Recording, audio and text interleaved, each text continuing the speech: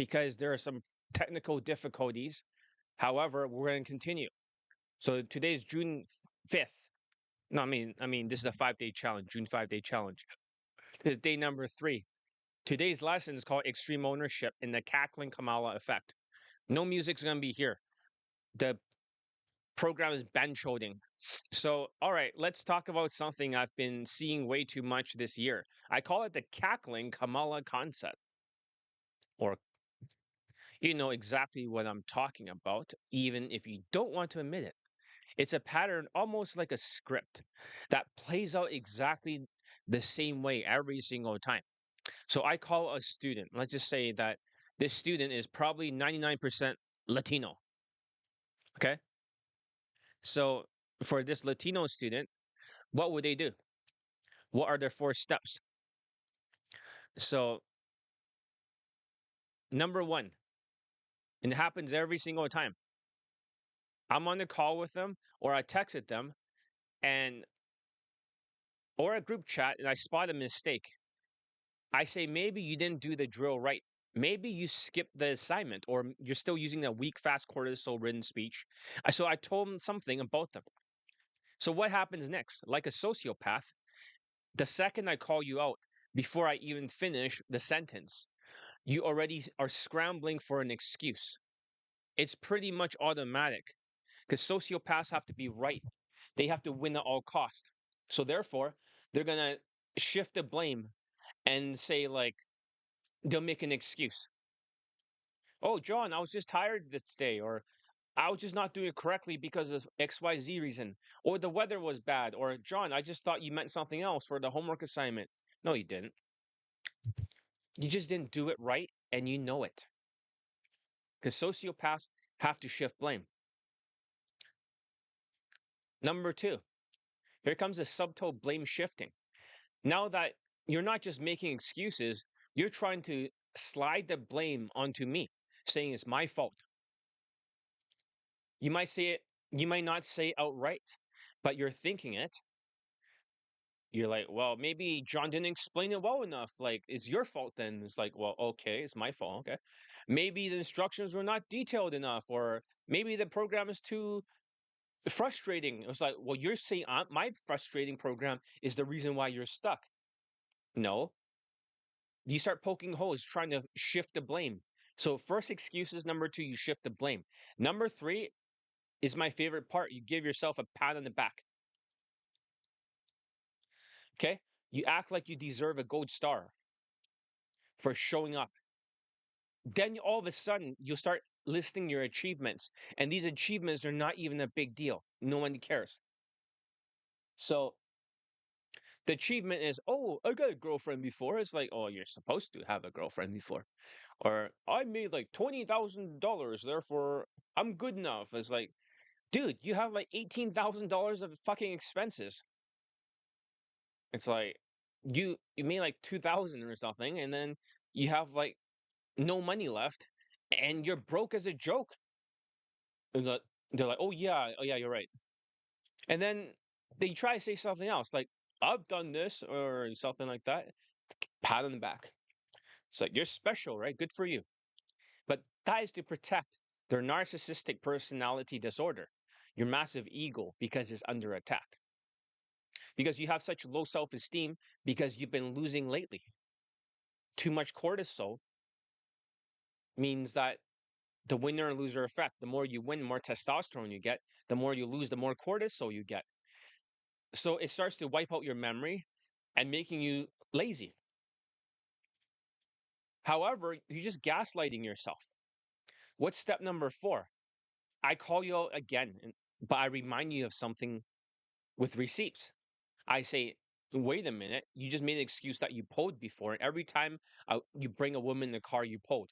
And I show them in a screenshot how he did not fuck her. And just because you maneuver her to a car does not mean there's a pull. And he's like, oh, yeah, now I remember. And he start laughing. Ha ha ha, you're right, John. Ha ha ha ha. Ha ha ha, you're right. Ha ha. Sometimes with the exact audio or I screenshot it, I remind you of what you forget. And then you're like, oh shit, I did make that mistake. And I was like, yeah, you did. So if you made the mistake, then you deserve to be called out. And then what's the next step? Those are the steps, right? So we call this a new concept. I've never seen this before, but it's happening this year a lot.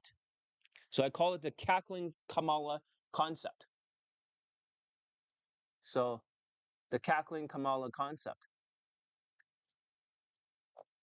Let me just send this to the group. Join the fucking day 3, right? You poor piece of shit. No, I shouldn't say that.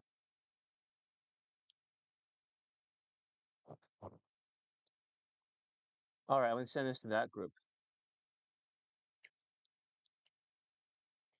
So this would be the video because you guys can hear my voice, right? It's not cutting out like before.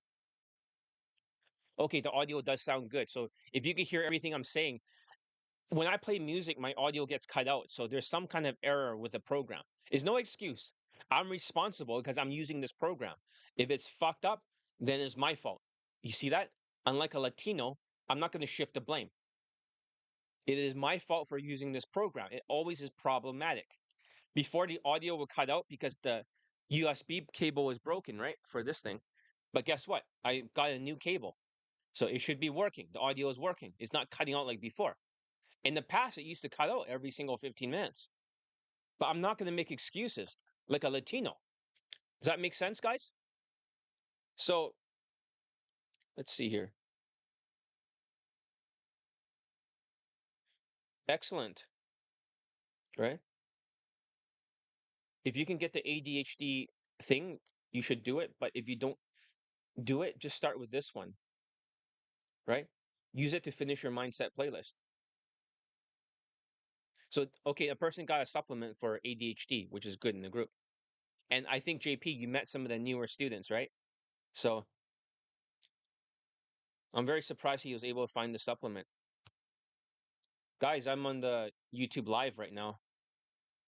I had to restart many times because the audio kept cutting out. So basically, as I'm saying, let me try to forward this video to others because only one person is watching. You met some of the newer students, right? So, where the fuck are you guys? Right? Fuck. I'll send it to the group. Yeah, a lot of people are just absent-minded lately. What's up with that? Like, what the fuck?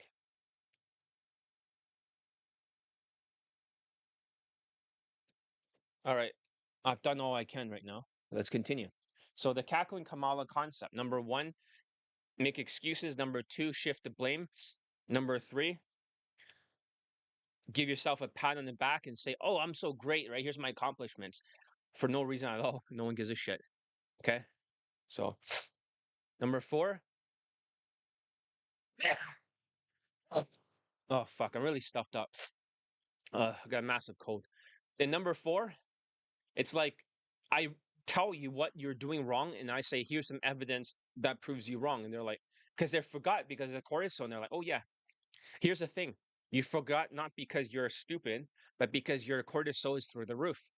So because you have a double chin, it has wiped out all your fucking memory.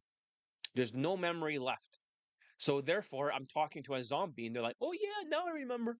So sociopaths have to win at all cost. That's the truth.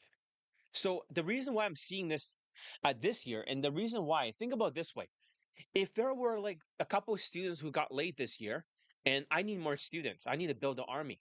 This today, I'm gonna be pushing my elite bundle resurrections really hard. I'm recruiting for my John Elite army. Obviously, the first 2 days I did not, but if there are a couple of students that got laid, what happened to the rest of them? What patterns are they having? Because they're all sociopaths. Don't get me wrong.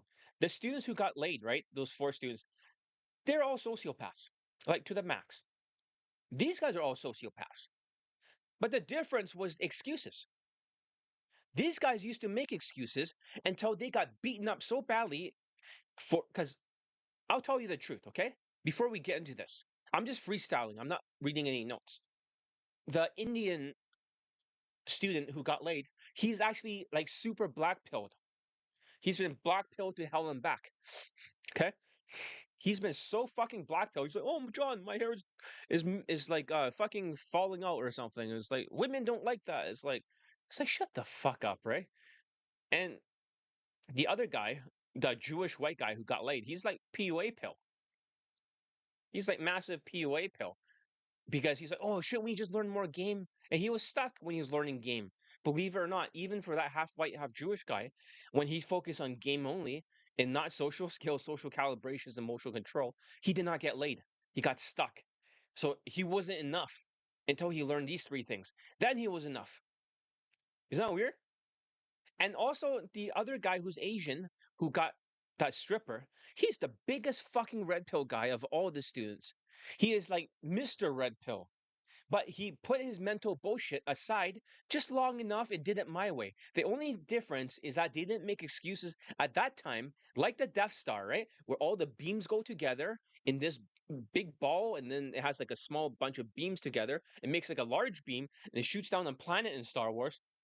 At that time, the excuses, they shut the fuck up. All the beams go into one, the focus, and then they do everything I say, and automatically they get laid. It wasn't, oh, they got laid in like 7 days or whatever, 5 days, one day. It wasn't like that. It was more like, shut the fuck up, stop making excuses. All the beams converge, boom, and then boom, and the planet's like, you know, gone. That's the secret. Is not to have the cackling fucking Kamala concept. And the reason why Kamala Harris was laughing like, like a fucking witch, right? It's very simple. Because she's a sociopath with a narcissistic personality disorder. She's laughing whenever her integrity gets attacked. So she starts cackling. So I call it the cackling Kamala concept. Excuses, shifting the blame, giving yourself a pat on the back, here's my accomplishments, and then you get reminded of your fuck ups, and I show you evidence, and you're like, oh yeah, I forgot. Of course you forgot. Of course you forgot. It's almost like the students that have a double chin. Whenever I deal with them, I start getting a fucking double chin because that's how they frustrate their life. Another student will start losing their fucking hair. And when I have to deal with their fucking dumbass cortisol zombie behavior, I start losing my fucking hair and it starts getting thinner. And then when I cut them out or ban them, and then all my hair grows back, or the other guys, I get fucking skinnier. Like all the fat that was in my face just goes, just disappears. Does that make sense? It's almost like they frustrate themselves to the point, or else they have no muscle mass. It's all wiped out because of the cortisol. The cortisol wipes out their muscle mass, so therefore they have nothing left, and their whole body is very thin. I'm not saying that affects me directly, but I'm just saying when you deal with a person that is losing their hair, they're double chinned, they're getting older, and they're getting fat with a huge fucking belly, due to cortisol, there are self-induced issues by making fucking excuses and shifting the blame. Today on day 3, we're talking about something different because on day number 2, we're talking about internal beliefs. Internally. This is like them. That's why we talked about this stuff. We never talked about what is going to be shifting the blame. So today we're going to talk about how people can use red pill, black pill, MGTOW, PUA pill, any fucking pills, then it's not their fault. It becomes very sociopathic. Because stress wipes your memory. You literally cannot remember what you did and didn't do that week because you're running on anxiety and excuses. And then the funny thing is, after I call you out, you start laughing like cackling Kamala. You're right, John. Haha, I forgot. Ha ha ha. It's like, what are you laughing at? You're like an unteachable case and you're cackling like a loser. Come on now. It's not time to laugh. You think if you keep laughing, your problems are gonna go away. It's not.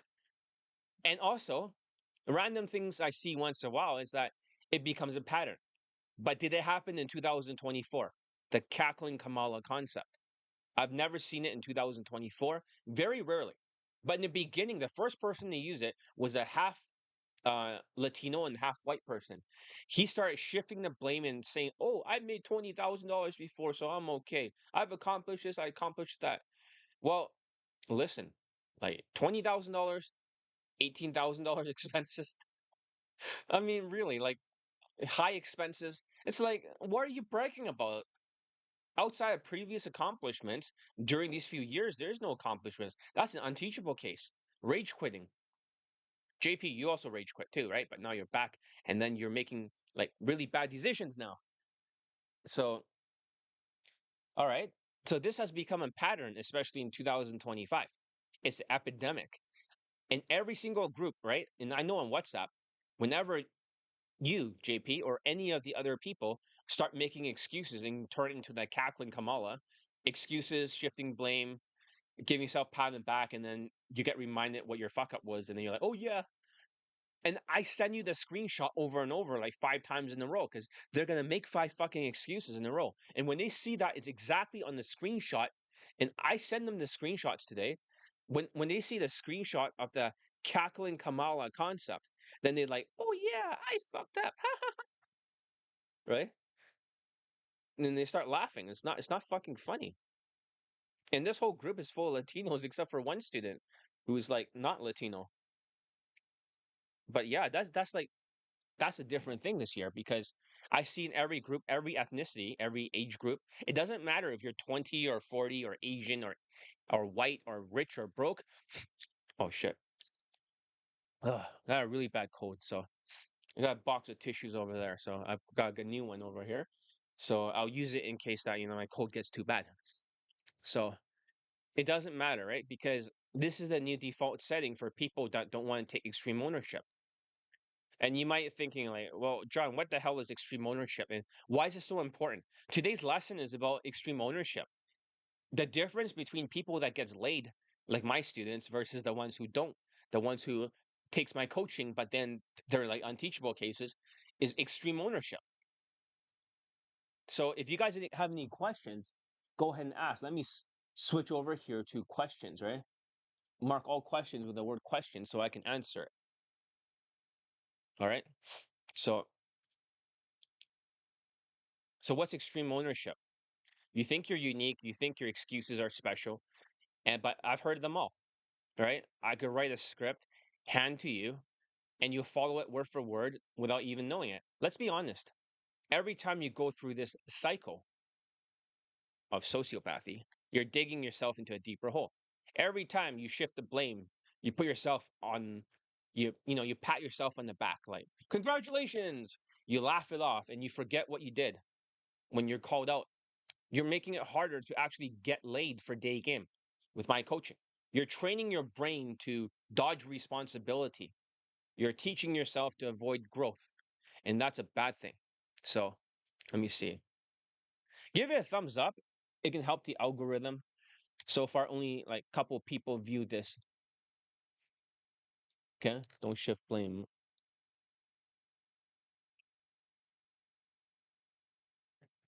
for day game. Okay. We'll see if a better title will get more people involved. I was a little bit late today. It's completely my fault. Yeah, the audio is broken, but I actually blame myself, not anybody else. Because even though I used this program before, I cannot just shift the blame. It's my fault for using it. Because this is the only way I can broadcast to the Facebook. So you're teaching yourself to avoid growth. You know what? I'm thinking this is the last 5-day challenge. If nobody's going to be here or nobody cares, right? No, extreme ownership is a lifetime habit. That's a great question. That means like you once went through the mindset playlist and Jocko Willink when his Navy SEALs were shooting at each other, right? Two units, like Army and Navy SEALs, and that's friendly fire, right? He took full responsibility, unlike Joe Biden. He actually says, there's nobody else to blame except for me. I'm the commander. I accept full responsibility, but I promise if we have another chance, I'll never let this happen again. I'll have new procedures in place so we'll never see this again, right? Most people expect to be shifted blame. All the other soldiers were saying, like, no, no, it's my fault. It's not his fault. No, no, it's my fault. The next guy's like, it's my fault. It's not his fault. No, it's my fault. So in reality, what happened was that, no, the guy said, no, no, no, it's not anybody else's fault. I'm the commander. I'm responsible. And then they forgave him. The, the people that are like the general who are listening to his mistake, his fuck up, was like, just make sure it never happens again. You got to take responsibility. You cannot Joe Biden the situation and be far left. You can't, it's always like somebody else's fault. And here's the funny thing. I have a lot of students that are sociopaths, and we're talking about like full on, like they express their genes. The people that have not expressed their genes yet, they will not make excuses. If they go through enough stress, they're gonna crack, mentally crack, and then they're gonna make excuses. Oh fuck. Oh fuck. I have like this. I'm really stuffed up today. I'm not sure what's up with that. So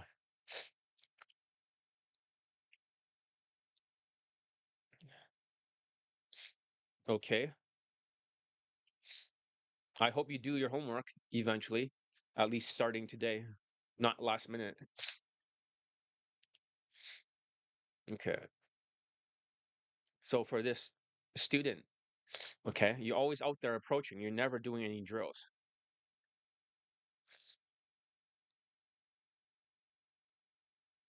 We're gonna kick somebody out of this group right now, right? You guys want to be disrespectful? Let's fucking get rid of somebody. If you guys don't give a shit about my 5 day challenge, this will be the last fucking 5 day challenge. Fuck you all. All right, like somebody's getting kicked out right here. Okay, who's out? Who's in the fucking shit? Let's see here. Let's see here. Somebody has to go. I'm gonna kick out this Asian guy. There it is. All right. All right. I removed the person who is an engineer who lost his job recently and shifted blame. Who else wants to fucking go? Who wants to join my 5 day challenge now? If not, we're gonna kick out even more until everybody's out of this fucking group. So yeah, that's kind of fucked up. There's so few people looking at this, right? It's still the same 3 people. It's like, I don't know, like, are you guys like fucking poor sewer rats or something? You cannot afford to actually pay attention? Like, you're worried there's gonna be a fucking recession coming? That's fucking stupid. Like, what the fuck is wrong with these people? Like, seriously. Oh, don't call us sewer rats. Well, what are you acting like? I mean, come on now.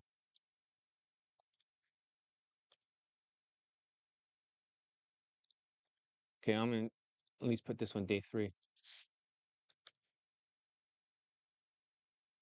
I'm gonna continue anyways, despite people here or not. I'm just gonna post this as the main one. I have a lot to say about this topic. I'm gonna get through it no matter what. So let's kick out one more person. Okay.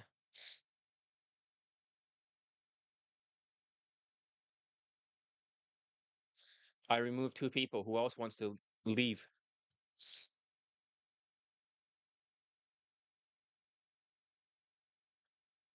All right. If they don't join here, I'm gonna expel everyone out of that WhatsApp group.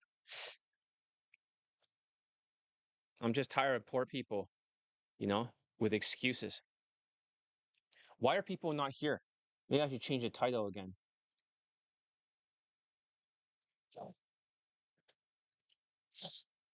I'll just put day 3 then. All right. As I'm saying, you literally are rewiring your brain for mediocrity and then wondering why you're stuck. You wonder why you're not getting laid. And you wonder why you're watching other students get results while you're spinning your wheels, cackling in the corner. But here's the brutal truth. Until you break this cycle, until you stop making excuses and shifting blame, and you stop laughing off your mistakes and actually remember what you're supposed to do, you're never going to get results you want. I don't care how many times you show up. I don't care how many messages you send. If you're living in the cackling Kamala cycle, you're just not wasting time. So next time I call you out, don't make fucking excuses. Don't try to blame me. And don't give yourself a pat on the back for the bare minimum and laugh it off. Just own it, fix it. And remember, next time, this is how you break the cycle. That That's how you actually get laid. Otherwise, keep cackling. But don't be surprised when nothing changes in your life. Any questions, right, about that so far? So cackling Kamala concept. It happens every single time. If I had a nickel for how many times I've sent this to other people, right? I have a shitload of nickels. Maybe I have not actually posted in the here yet on the video section. Okay. Where the fuck are you? Right? Yeah, maybe that's the problem. I've not technically posted yet in that section. Give it a thumbs up if you can. That'll be helpful for the algorithm. So we're talking about external beliefs today. I'm going to talk about how you should not shift blame externally.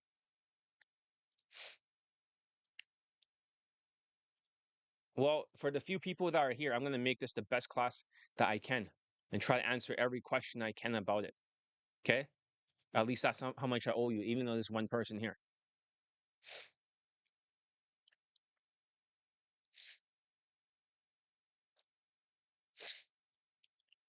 I just kicked out two people for not going on the stream on the other group.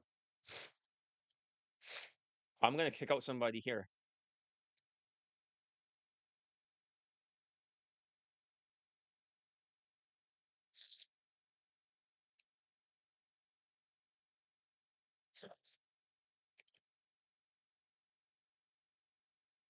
Okay. I'm going to kick out somebody from here, right? For not showing up and not giving a fuck. I got to downsize the losers. Let's see here. Who should I kick out?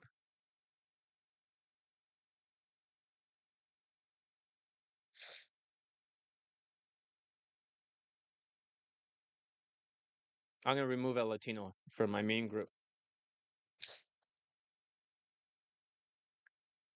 One person viewing. Fuck, man. All right. Now let's just break this down what I call Latino fuck behavior. And this is the newest update, how it relates. This isn't just about some theory I pulled out of thin air. This is what actually is seen year after year with Latino students. I made up this chart like during the first Trump administration.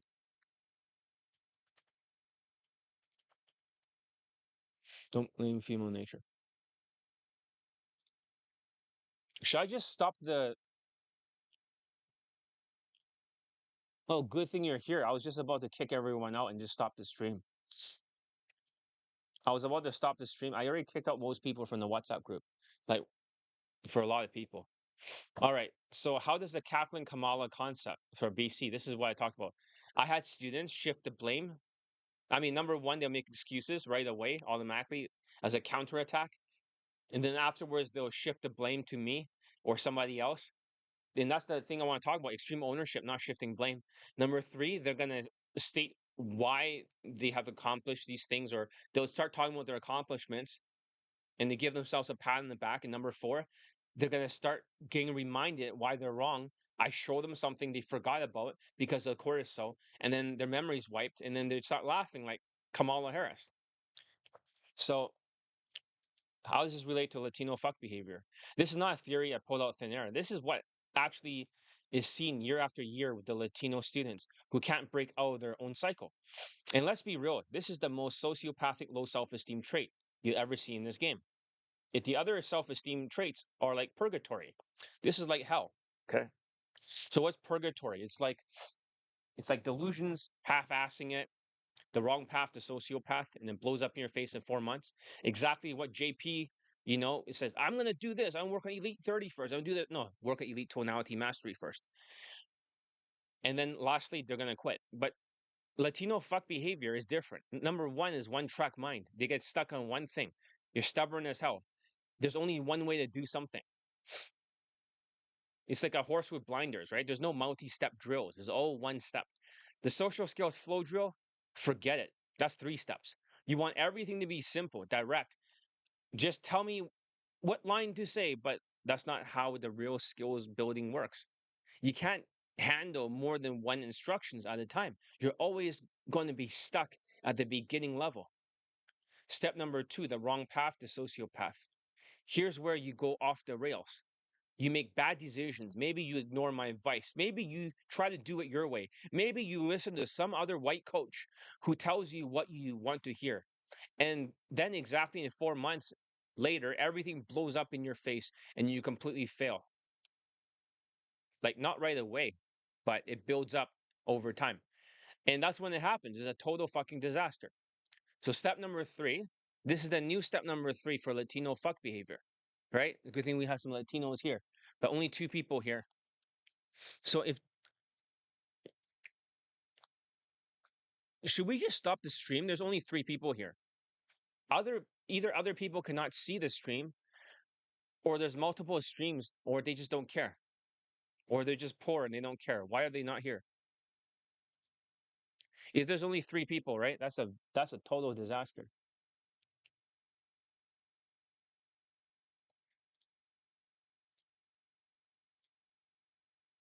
I'm gonna start kicking out some more people from my um, group over here.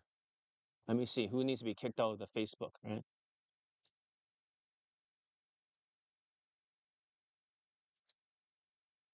I want to kick somebody out here. Somebody needs to fucking go.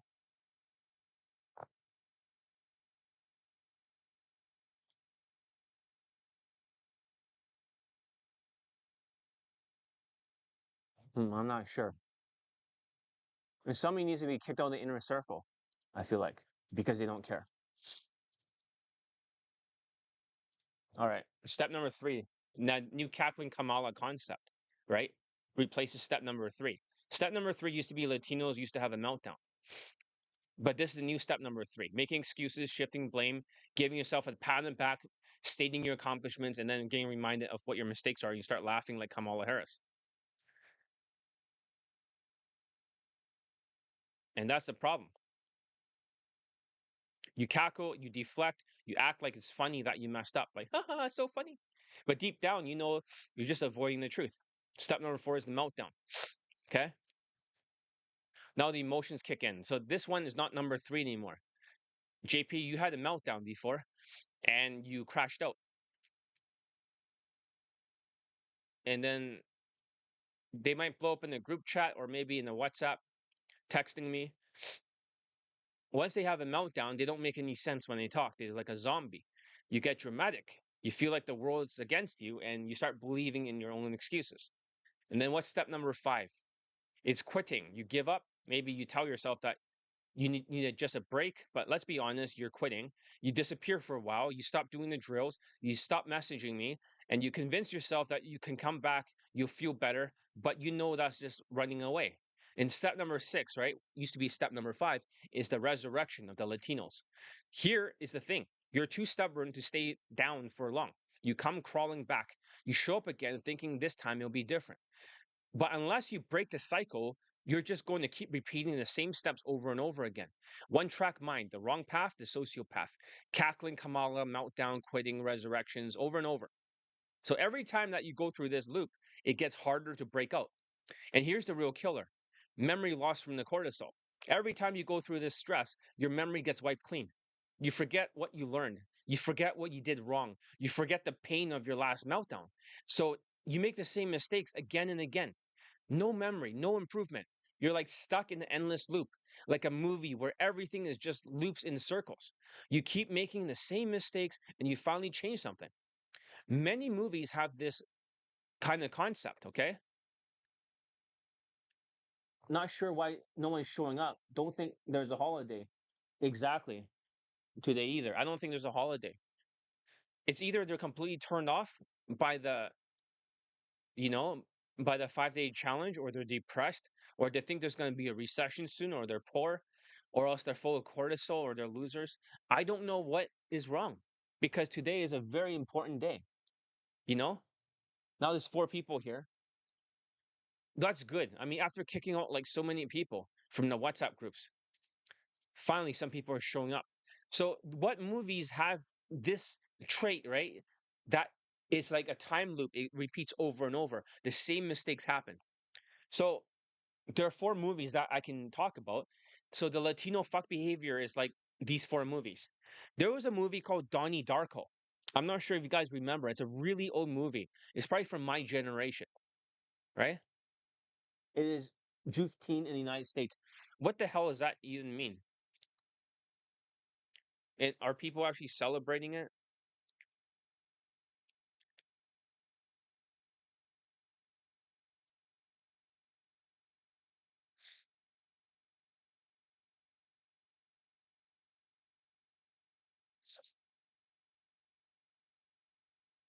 I'm not sure what this holiday is, right?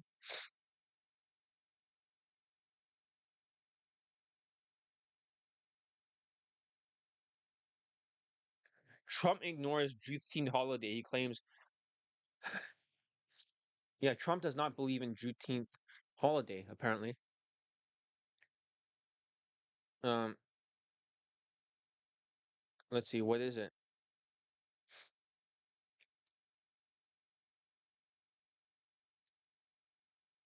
What the hell is it, right? Is this like a Biden holiday or something that he invented? Or is this like something you guys celebrate? So, whatever the holiday is, let's continue. Many movies had this. Donnie Darko always repeats it and it goes back to like square one and then he gets rebooted. The second movie is called Groundhog Day.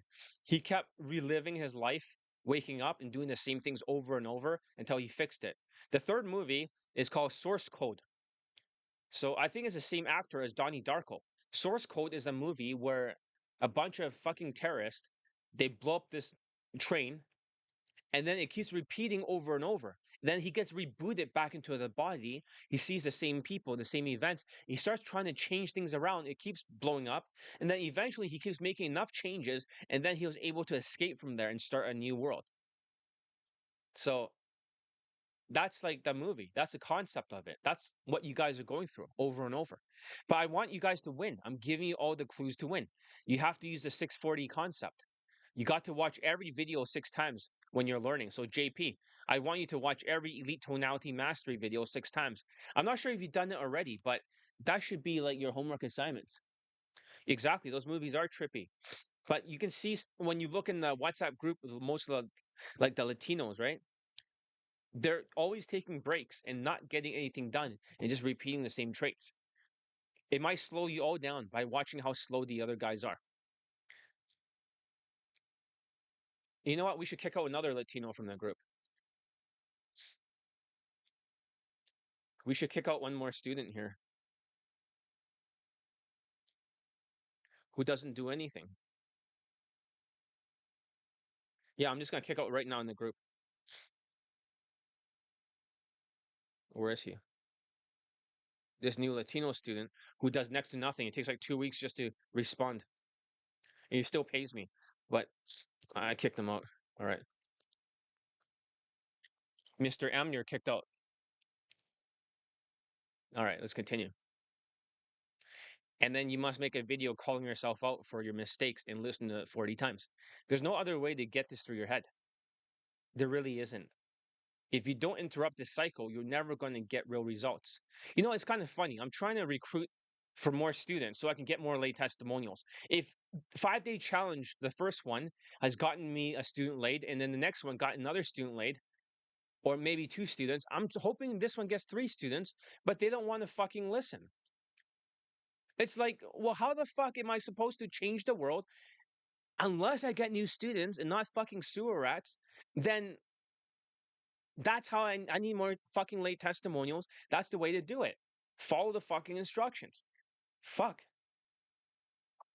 I watched three times, right? But I rewatched start from scratch while the mindset playlist I watched the stream. Yeah, 3 times is not enough, and you don't remember anything because you didn't follow the instructions exactly 6 times. You crashed out because you fell, right? And you got physically injured. Can you finish the mindset playlist by the end of tonight? I want you to do you remember what the mistake was? You had so many different colors, right? For every single time you're supposed to add something to the mindset playlist, right? At the end of it, you have to write in a different color, right? When the mindsets crash. And most of the things you're talking about, which is wrong, because you're talking about, I need to get started on something, right? You never talk about finishing or accomplishing. Does that make sense? You're not like a high ticket closer. You're more like a salesman that just takes massive action. You're not like a closing mentality. I want you to update, okay, JP, with the closing mentality for the mindset playlist. You got to get it done. You got to get it done fast. You got to speed run through it. You got to do it fast. You got to accomplish it. That's what you need. Because if I made this into a text to speech audio, right, and you listen to it, then when you listen to it, you're like, you're just getting started. This is not just some starting course. This is a finisher course. The more you guys, I have 665 laid in post testimonials, lots of finishers. We don't need like starters. We need finishers. So, anyways, as I was saying, that you always be the guy who almost made it but never broke through. And that's the truth that most coaches won't tell you. But I will, because I actually want you to win. And before we dive deeper into specific, let's talk about really what really goes on in this blame game operating system. So this is how it works, okay? I'm gonna be real with you. I've seen a lot of shit when I taught a lot of students. I had students that are red pill, black pill, MGTOW, PUA pill, Asian masculinity, you name it, I've seen it. I've seen what happens to some of my other students from Vancouver who turn red pill and watching every episode of Fresh and Fit and starts yelling at women and then quitting everything in life. I've seen some really fucked up shit of a lot of students, like Indian students are like that too. You have no idea what I saw. Because every single year, especially 2025, I see the same shit. If a student doesn't get laid, does he look in the mirror and take extreme ownership and say that it was his fault, that he needed to change? The answer is nope. The first thing he does is shift the blame. It's always somebody else's fault. He never takes responsibility. It's like, okay, when is it ever your fault? Oh, never. Oh, that's convenient. So if you're not at fault, right? Because you're a sociopath, win at all costs, and you're never wrong, and you don't feel guilt, and you have opinions as facts. If you're never wrong, then how come you're a fucking loser and your whole fucking life is falling apart? So as I'm telling you right now, if you want to stay stuck, if you want to guarantee failure, just keep blaming everything and everyone but yourself. But if you want to actually win, you have to kill this habit. You must never shift the blame, not to me, not to the economy, not to women, not to looks theory, Asian masculinity, whatever the fuck. Not to your parents, not to your upbringing, not to your city, not to your genetics, none of it. Because the second you start pointing the fingers outwards, you just gave away all your power. You're saying that I'm not in control. I'm just a victim of my circumstances. Even for today, I'm not going to shift blame because even if we only have like 3 views or something, and we only get 3 views for the rest of the video, you know what? Fuck that. Now 7 views. If we only have 7 views, I'll be okay. I'll stay here for a few hours and I'm going to explain it until you guys all understand it. I don't care. I'm going to give you the very best video that I can make right now. I'll give everything. Go ahead, ask the questions. I'll answer every fucking detail that you want to know about this topic. Go ahead. Like, just go ahead and ask me. I'm happy to answer it, right? Let me try to give you the best class. This is like a field manual of what not to do. So victims don't get results. Winners take ownership. So when you fell, JP, right? When you fell, right? In the past, you would shift the blame, right? Something happened, maybe you scratch your nose and, you don't look as good. It's like you're shifting the blame, right? But what happens if you took extreme ownership? I said for 2 weeks, right? Take extreme ownership. Same with BC, right? What happens if you spend 2 weeks or maybe 2 months, no matter what, you take extreme ownership? That means everything in your life is your fault 100%. You're like, how can that be? How can it be your fault? It's somebody else's fault. It's like, oh, you got cancer. It's like, okay. Then you're like, well, it is a cancer's fault or it's something. No, it's your fault for your diet, for your thinking patterns, and for your shitty genetics. You're like, well, everyone wants to blame something else. And what happens if an old woman is walking across the street and she's really slow, and then a fucking bus crashes and then she goes flying and blood's everywhere? Whose fault is that? She has the right of way. They lost control of the brakes. Whose fault is it? It's her fault because she's old and she should not be fucking standing there and she should be paying fucking attention. You're like, what the fuck? Exactly. She needs to take extreme ownership. They're like, whoa, that's kind of too extreme. No, you have to be so fucking extreme that everything in your life is your fucking fault. If it's meant to be, it's up to me. You're like, well, that's extreme, John. You need to have extreme fucking ownership. Does that make sense? Well, that's too much. A lot of you guys can't do it. As soon as you tell the students that are sociopaths, you need to fix this because you're late. No, no, I'm only late because the car did not work. And besides, it's like, shut the fuck up. Because once you pull the fucking handbrake, then guess what happens? Once one fucking excuse, shifting the blame. You think you're gonna fucking do it? Let's say you want to go to the gym. Oh, it's too hot today. Oh, it's too cold today. Oh, it's raining. Shut the fuck up. You think you're gonna go to the fucking gym? You're not gonna end up in the fucking gym because you made one excuse. You pulled the handbrake, the car stopped moving forward, and everything is wiped out for 24 hours. You cannot make excuses and you cannot shift blame. So yesterday we're talking about the internal stuff, right? We got like 64 views or some shit like that. I don't know, but not a lot of views. We got 64 fucking views. However, that was talking about internal beliefs for day number 2. Now we're talking about external beliefs. How you can't blame externally things on the outside. It's not right. It's like Elliot Rogers blaming women because he wasn't good looking enough, not Chad enough. You know, that's fucking stupid. It's like Fresh and Fit blaming female nature. Shut the fuck up. Or else, like fucking poor people is, oh, I can't afford your coaching. It's the economy. always, it's always somebody else's fault. But there are many people that invested. JP invested. BC cannot afford it. Not that he'll be allowed to. But other people invested. You know, you got to invest in yourself. Even this other guy going to the beach, this other white guy, and he's always like, he's so busy approaching, he's not even taking responsibility to do the drills and mindset stuff. It's like it's like he's trying to chase pussy and blame women that is his looks. But he's a good-looking guy. So how can it be the looks if that guy is tall and good-looking? Doesn't make any fucking sense, does it? The blame shifting that happens.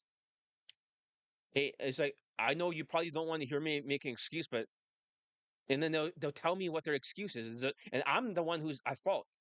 No, I'm the world's best day game coach. I'm not the one at fault. I'm the one who gets people laid. If that's the case, how is it my fault? It's like, this is the best fucking system for day game. You have to be the best fucking student. If you're not the best fucking student, then you're a fucking loser. I want to be very direct. Do you guys want to shift blame and be a fucking loser your whole life and be fucking slow? Yeah, I was late today and the microphone was not working when you play music in the background. But I could say that's not my fault. I'm only late because no, I'm late because I fucked up. I take full responsibility. I apologize. I fucked up. And you're like, whoa, that's you actually apologize. I apologize for being late.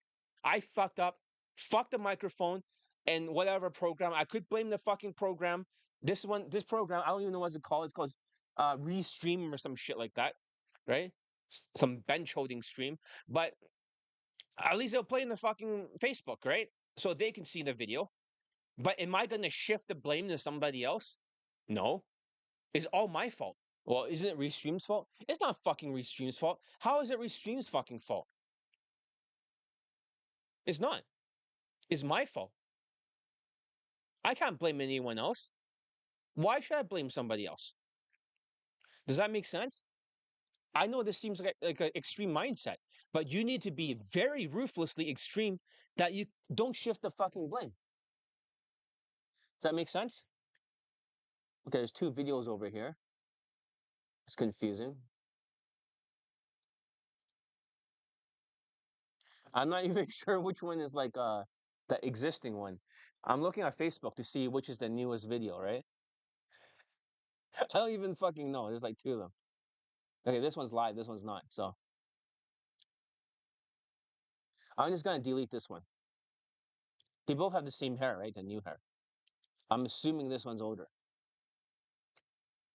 I hope I don't delete the wrong one. I really hope I did not delete the wrong one. Okay. Let me share this one to the inner circle. Oh shit, something went wrong, right? I deleted it. Oh, I fucked up again. Oh no, no, no, I fucked up. You see that? No, this one says live. Let me see if I can share it. Group. Our inner circle.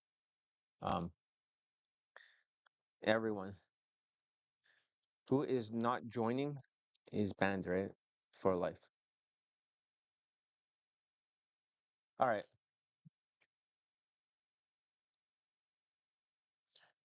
That's working now. All right. So here's the thing. Guys would dress this up in all sorts of belief systems, and it's all the same operating system. So you got the black pill guys, the red pill guys, the MGTOW, Asian masculinity, and you think you're so woke and so unique, but you're not. It's all just a different flavor of the same sociopathic, narcissistic, Machiavellian, delusional thinking, the far left thinking. See, same thing. It's about dodging responsibility. Think about why red pill and black pill was invented. Black pill is to say that your jaw angle is not perfect or some shit like that. And is the looks is everything. You gotta be a Chad. But that's shifting the blame. Now they're not at fault. Because if they're not Chad, then Stacy or some shit, whatever the fuck they believe, is not gonna like them. But they don't have social skills. They have too much fucking cortisol. Too much cortisol stress. Shit, I'm gonna feel like sneezing again. Yeah, I was really stuffy today earlier. So and then look at red pill. It's female nature. It's always blaming somebody else. So you guys never okay. At the end of today's class, right? Not right now, but at the end of today's class, I hope that you guys would have a new understanding, right? JP and other people, BC, that you never will shift blame again. You're going to, number one, in order to take responsibility, right? Your boat will no longer sink with the holes in your boat. Every excuse is another hole. It's going to sink. If you don't make any more excuses forever, and it's not just 21 days, it's more like for your life, you'll start accomplishing things. So, what is a valid excuse then? Here's what I think. If the excuse, like if it's something I said that can potentially get you killed or canceled, then it's a valid excuse to not do it. Make sense? If it gets you killed or it gets you canceled, you lose your bank account, you lose everything, then don't fucking do it. But however, if I'm telling you to do something like JP and it doesn't get you killed or canceled, then what is your fucking excuse? Even if you lost more money, you Latinos who are in all like having debt or being broke, you're still alive. So what are you afraid of? Take some fucking risk. Take some ownership. Does it make sense? Unless it gets you canceled or killed. And if it doesn't, everything else is just a useless fucking excuse. It's just shifting blame. So here's the thing. I wanted to talk about external beliefs because sometimes when people don't get elite bundle resurrections, that's what I want to talk about here. You should get it. Because that's what gets people laid, and I want to build my day game army. Elite tonality mastery plus arrow science equals getting your dick wet, and also speed of implementation. If you're slow to implement, then fuck, I need to kick out some more people today. I really should. Inner circle, somebody has to go. You're like, well, fuck. Sometimes you gotta purge bad students. You know that? Sometimes you gotta purge bad students. Why don't you just kick out the older, like the newer, older guy, right, who joined? Then he can always come back, right? Whenever he's like, I need to kick somebody out. I don't know who.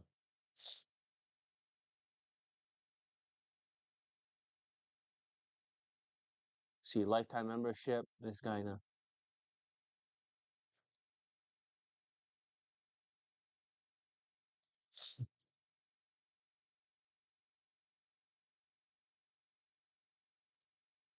Should I remove him? Yeah, let's remove him. All right. Let's see. Daygame Master. My WhatsApp. I mean, my YouTube group. Let's kick out some people. Let me pin this video. Okay, I gotta go bathroom eventually, but let me try to get through this part. So don't protect your ego. It's all about finding some external reason to explain away your lack of results. So I hope that from now on, you're never going to. All right, 11 people right now. 11's hardly anything, but yeah, it's better than nothing, right? So it's the same hardware issues running on a different software. So for example, if you look at black pill, you look at red pill, MGTOW, Asian masculinity, fuck Asian masculinity. What creates this extreme belief system? Because Asian masculinity believes that you don't get results in the Asian because you don't have muscles and you're not masculine enough. What the fuck are they talking about? Right?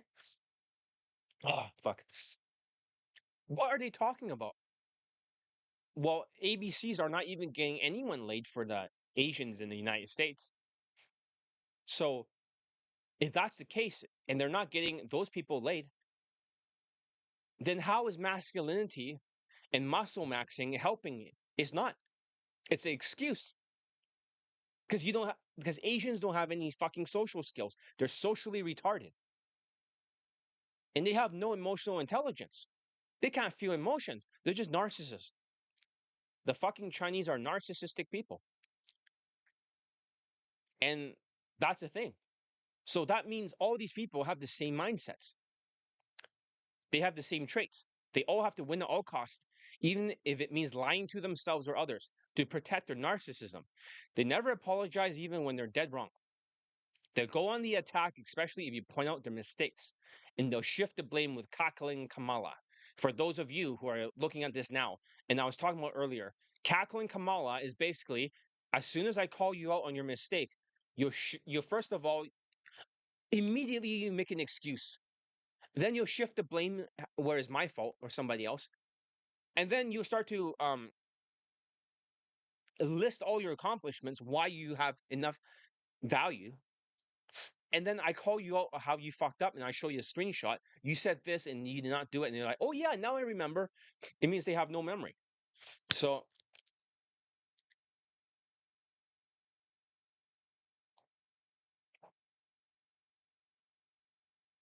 because you weren't doing anything, you were not responding at all for 2 days. You see that? Now, Lo, you have a short fuse, right? Oh, watch this. This guy's doing a cackling Kamala right now. Watch, watch. So Mr. M is doing cackling Kamala. Watch, watch. We'll let him speak, okay? So order place, thanks, okay? So he's going to shift the blame to me. Watch it, dude. Why do you kick me out? Lo, you have a short fuse. So first of all, he made excuse and he shift the blame to me, and then plus you gave me these things Tuesday. Plus I already listened to the flow drill 6 times. Okay, that's exactly it. The flow drill is the accomplishment. So you see that? Here's a cackling Kamala concept.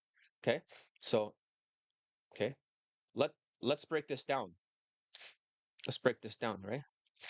You shifted the blame on me for having a short fuse, but you don't respond at all. You make an excuse how you got this on Tuesday, right?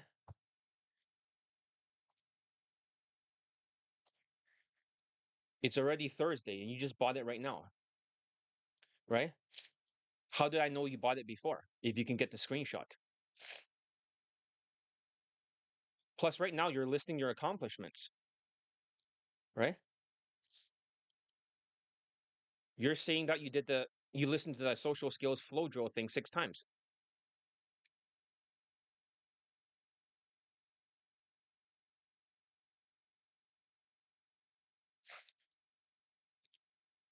Do you see that? You're doing the cackling Kamala, and I'm on YouTube Live right now talking about the cackling Kamala. right? I know money does not grow on trees, but it is your responsibility to take extreme ownership, right? If you have money problems, it is your fault because you're not listening to my suggestions on how to fix it, right? I have the 5 buckets concept. We talked about this before. I talk about this all the time, right? Lots of Latinos have already gotten over their money problems. A lot of them have actually been broke. They're 5-figure debt and they got out of it. Oh, I don't have money problems. What excuses? Are you sure about that? Right? If you don't have money problems, then you can pay for the entire elite access right now. See what you got now? You got to remind them. That's a step number 4 of cackling Kamala. You see that? And this is not bullshit. This is happening right now at this second, like right now, right now. So what do you Latinos have to say about it? It's real. Cackling Kamala is real.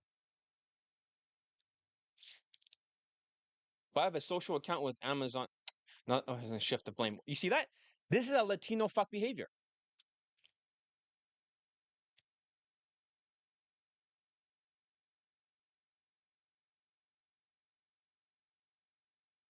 You think I was making this stuff up?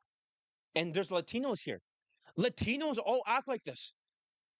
Marco will do the same thing. JP will do the same thing. BC will do the same thing. They all done it. This is a sociopathic mentality.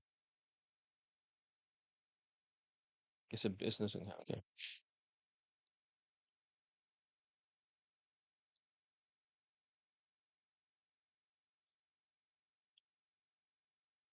Yeah, I have a social account with Amazon, but wait for it to arrive. Money is 2-day transit business account.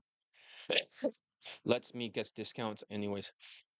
Take some extreme ownership, right? Have you finished your mindset playlist? I'm gonna make you update it. JP has not finished it. You bought all this stuff right now because you had to, in order to prove a point, to shift the blame.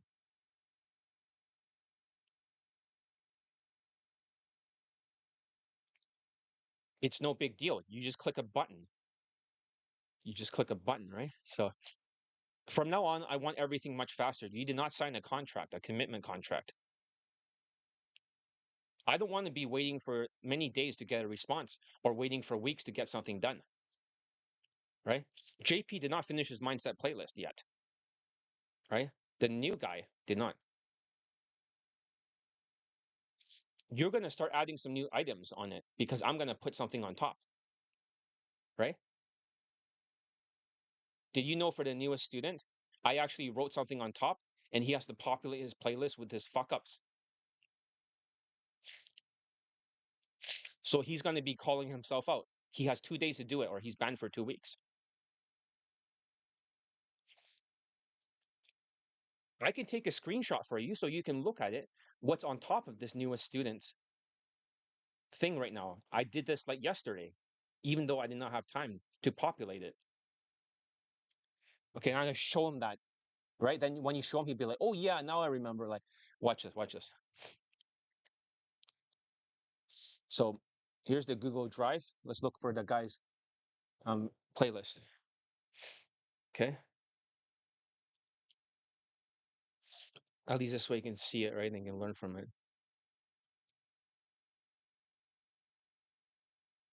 So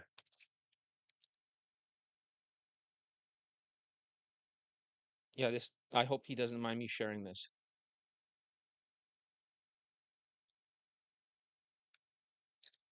Okay.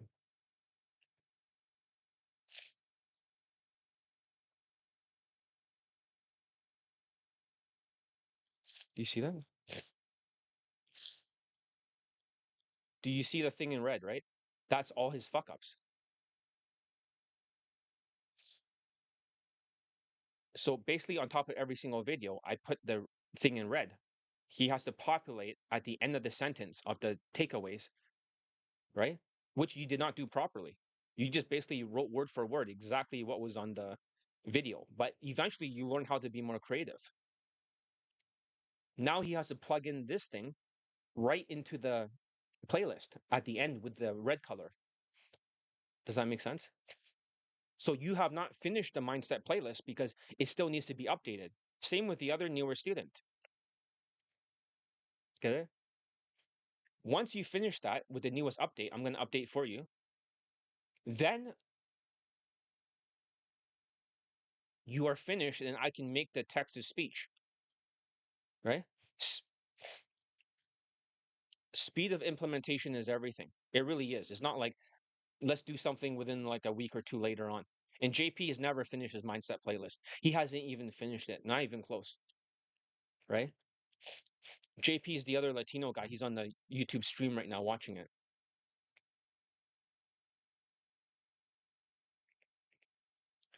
Watching it, right? If you know what the mindset, okay? If you know exactly what the social skills flow drill is, can you tell me what you have learned? At least I can quiz you and check, right? So what are the three main steps of the social skills flow drill? Let's see if he's done it. I can't believe we captured this on air. It's just like literally happening in front of everyone. So what is the social skills flow drill? Three steps. The playlist still needs to be updated, right? You've only done the first phase. We're talking about the social skills flow drill that I taught you, the one that you said you listened to it 6 times, right? That's correct for the first one. What is the third?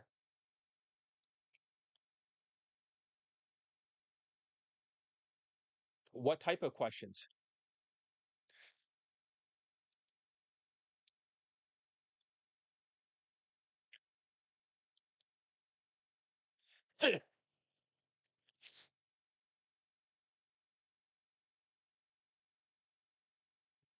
I'm just quizzing him to see if he's done it.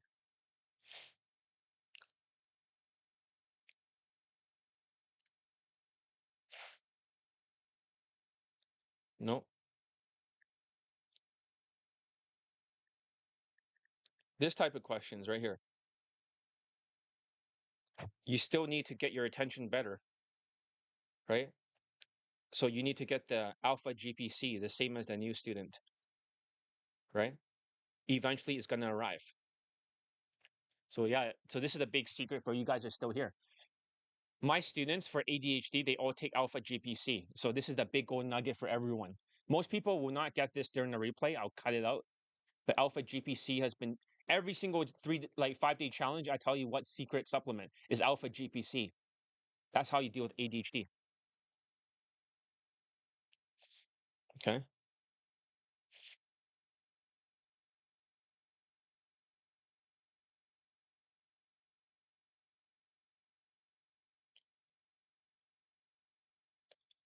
Okay. Now that you finished,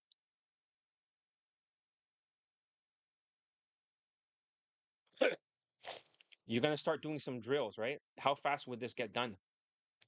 How fast would this get done? I'm gonna later on tell you and demonstrate how to make the first part better, right? You're gonna do 10 of them, okay? We're gonna get the timing right and the type of like, okay? But I want this done fast. I don't want it to take like 6 days or something, right? I know you're very busy, but at the same time, you have 2 jobs. I know. But sometimes you need to make this into a higher priority, right? Sometimes with ADHD, right? It occupies your mind like the RAM in your computer, right? It can be completely overloaded with 2 jobs, right? But it is still an ADHD trait. With time management and also making this a higher priority, you can get these things done a lot faster. And the alpha GPC will play a great role in helping you. But you must make a decision that you move the priority up. This is not the last thing. Otherwise, you're not going to make huge improvements and you're going to have a lot of delays. right? So later tonight, when I finish the 5 day challenge, how long is it going to take for the next assignment? Normally, I'm not supposed to train you because you did not sign a contract, right?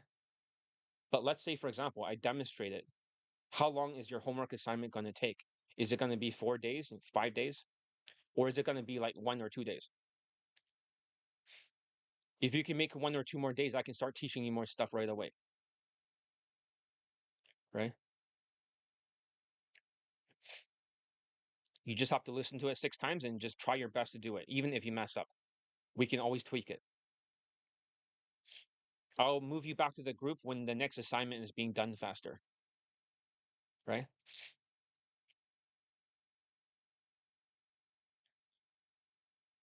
All right, let's continue. So,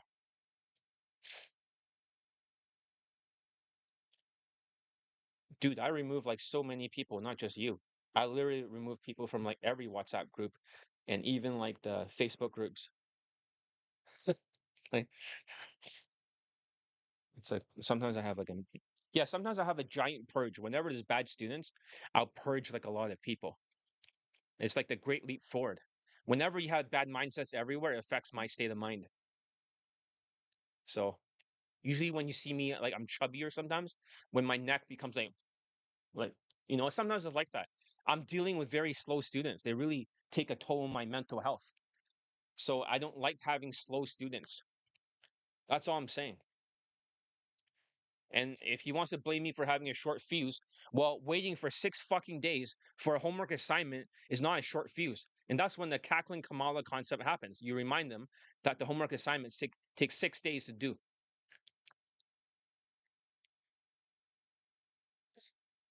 That's right. And I'm going to demonstrate for you. I cannot do it live on the air because I don't want people to learn this. Not on the playlist. I'm going to randomly demonstrate it. I'm going to randomly demonstrate. I'm going to pick like 10 different things or 10 different concepts. Then I'm going to demonstrate the timing and how to say it. Right? Then you just have to copy me and pick 10 different objects or 10 different concepts. And then you just do the same thing. Right? For the mindset playlist is something else. I'll explain it later on. Right? I'll explain it later on. So basically, the mindset playlist is incomplete. It's like a 3-step process. You have gone through phase 1. We're going to have to go through phase 2 very soon. The second part is usually all the mistakes that you're making. Like, for example, delays and stuff like that. I'm going to write it all in red on the top. Right? You'll be waiting on the audio. You'll be waiting on the audio. But then again, unlike the last one, it's not going to take 6 days to get through it 6 times. It's going to be done in 1 day or maybe 2 days at most. So as soon as you get it tonight, then the timer starts, right? You look at the people in the group, right? You saw the 21-year-old Latino guy. He's very fast, right? Even though he's not perfect. He always somehow gets it done. Even though he doesn't feel like it, it overrides his mindset.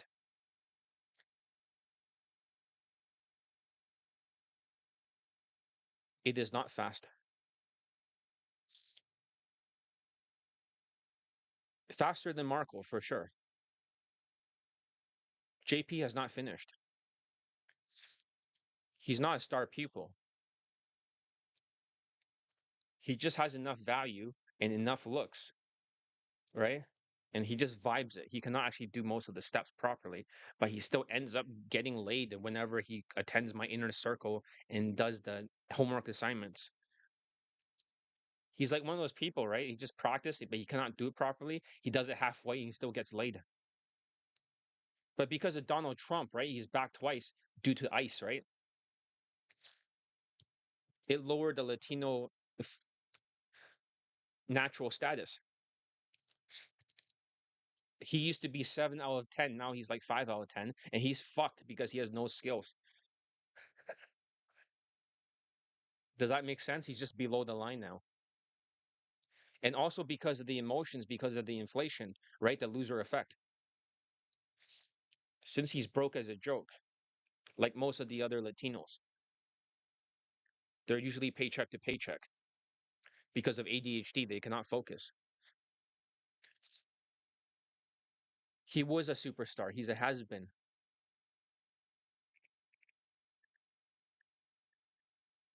he's a has, right? Until he actually wants to fix that. You see that? It took him so many bands for him to just do the elite tonality mastery, right? For 6 times. Every video, he has to go through it 6 times. But you know how hard it was? He barely can do anything more than 3 times before. I literally had this punch card, and it always ends at number 3, so I banned him for a month. That guy's a fucking ADHD zombie, right?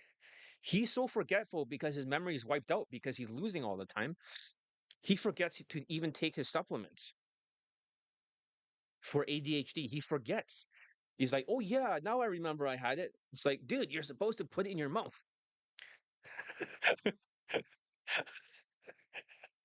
He can't remember. It's like, dude, pop in mouth, drink water. It's like he can't remember. It's like he's really fucked.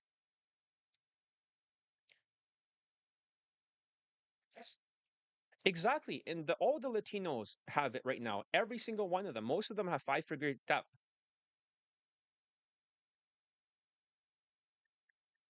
right? And other people like Marco is paycheck to paycheck, but almost all of them have five-figure debt,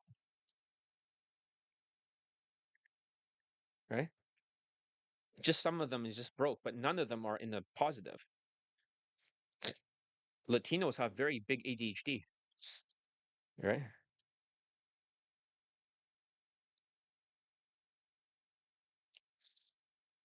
Right? And this is why I want you to take Alpha GPC, right? The people in the WhatsApp group, right? All of them have ADHD. So it's it's undiagnosed, right? But it can wreak havoc because if you feel like depressed, you'll spend a lot of money. You always have to do something to reduce the depression, but that depression is caused by the lack of focus.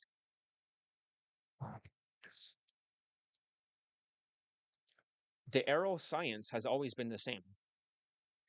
It's always been the same. So, but instead of worrying about that, right, worry about the basics first. The most important thing you need to work on right now is to get the supplementation, and you can see the speed of implementation. We can almost see every student there, right? There's one student there that's not Latino, he's white, but he's like half white. He's a half minority. He just looks white. But all of them, right? You can almost tell how long do they take to do something. We can mark it down on a chart. The ones who does it faster, right, with less delays, speed of implementation, they're the first ones to get results. So if Marco disappears after 3 days, right, in the past, now he's doing it like daily because he's banned because I kicked out the other Indian guy. That guy also got laid before. I kicked him out just recently. And then he's wondering why is his classmate gone. And I was like, because I fucking expelled him. Now Marco,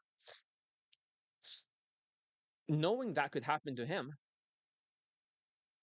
is doing exactly what I'm telling him, but he does the minimum. He's half-assing it. Does that make sense? But at least he's doing it. He's gone past day 3 at least, right?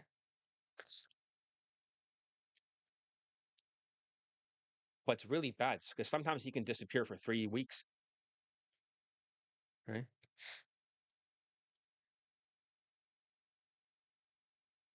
The supplements will help you for the one about depression, right? That one, if you feel depressed or you may not feel it, but it actually will make you spend more money trying to reduce it, whether it's stress eating or maybe it's buying something expensive to deal with the depression. Mm, The 21 days is more like habits. It takes 21 days for the brain for neural pathways to assimilate, right? It's not really about exactly 21 days, but the people with ADHD cannot sustain it more than like 3 days or maybe two, and then they take a lot of breaks, right? I have another student who's Asian. His whole memory is completely wiped out. He's taking ADHD drugs, but it does not work. That's why I say take the alpha GPC with it. He got laid when he did that. And then he forgot to take it. And then now he has no memory. He's completely wiped out every single day afterwards. He almost lost his job. So I had to remind him in the audio when he flies back home, right, to take it. Your memory is not good. This is exactly the problem, the cackling Kamala concept. This is like a self congratulations. Let me show you the concept again. Watch, he's going to declare his memory is good. You see that? You see that? Self congratulations. You did not even remember the social skills flow drill about the last part,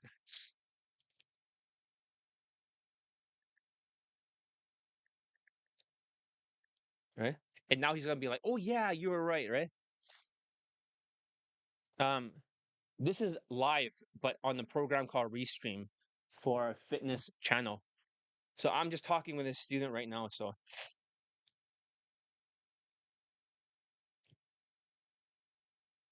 should we go back to other examples when you forget about stuff?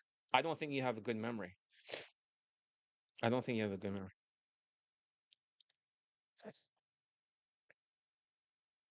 I think it could be so much better. I think it could be so much better.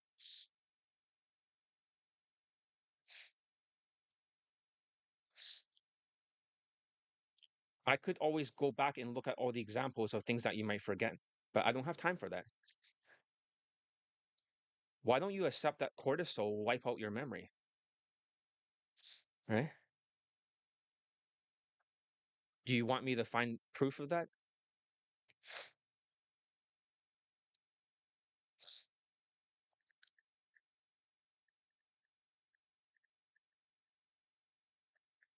Let's see, cortisol wipe memory.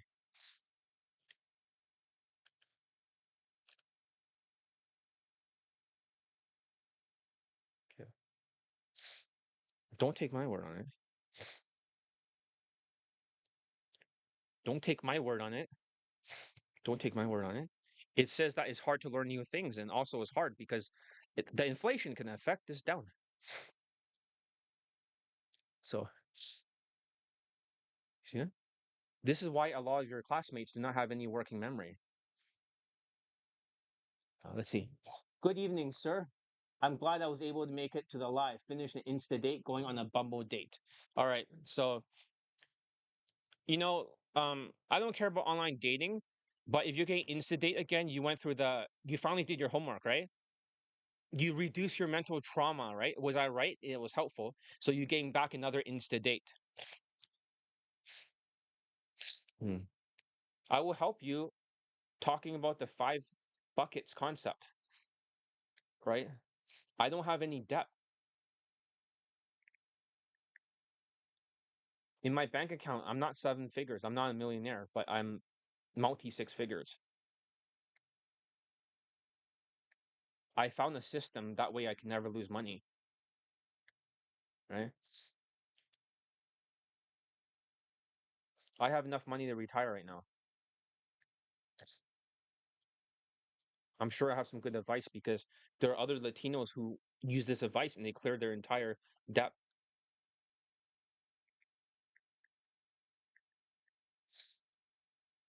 So I learned it from another guy who made $100 million. He had this 5 buckets concept. It saved my fucking business. But people don't listen to it. Another black student right now, or former black student, he fucking ignored me. He started inventing his own steps. Then he starts making suggestions I should listen to these other people. And then he's losing more money. He only has like $2,000 left. That's his entire life savings. That's really ridiculous. Let's see. I'll start the homework assignment the earliest possible opportunity. All right. So basically, no, but are you happy that you're back to having the instant dates? The darker version of you has been exercised out because the mental trauma makes you like less cortisol in the face. So you guys start just following like the mindset, you finish the mindset playlist. After that, take your supplements, right?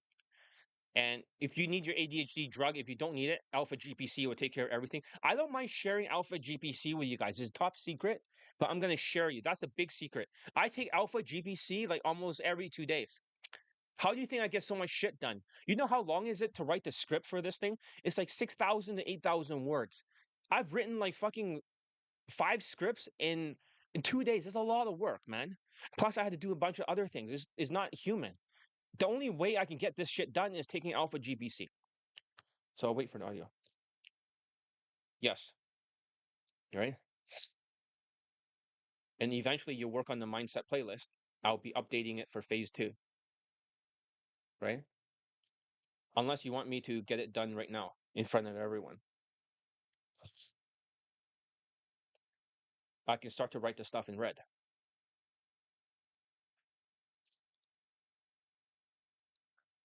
I have to go, but I do feel like I need the ADHD drug. You do have it with you right now, right? But I'm not sure how you found it in Vancouver. You know, I didn't think they sell it there. I thought it was only on Amazon, but I'm very surprised you actually have it.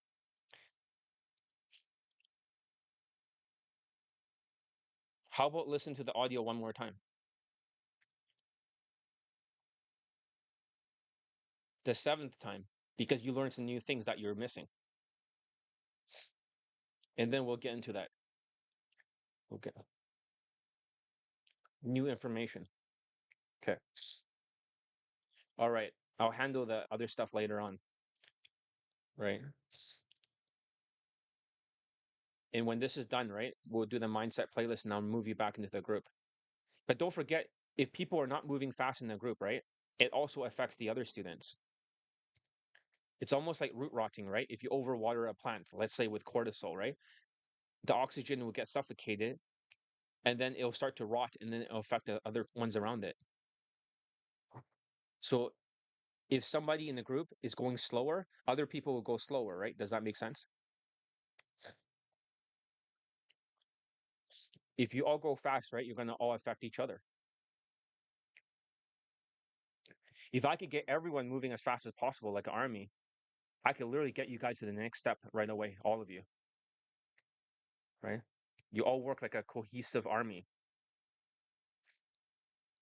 So, all right, we'll deal with this later. I got pee eventually, but is it advisable to cycle the Alpha GPC? Um, I would take it before you have to do some big activity, right? So we'll talk soon, right? So, for example, if he has to do a mindset playlist or learn like the audio or something, I would take it like 20 minutes before an activity. So you're gonna do the mindset playlist. After that, you're gonna start with the elite tonality. You're gonna learn the 5 buckets concept next.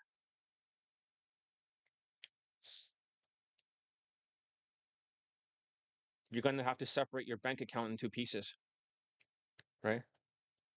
So that way, whatever money you make can be split for emergency money, self-education money, investments, paying the bills, and also your play money, right? Then this way, you're always gonna make money.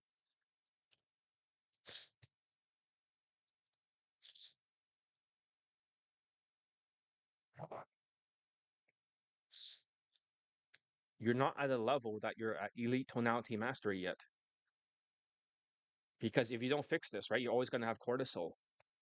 It's gonna wipe out your memory, even if you learn the elite tonality mastery,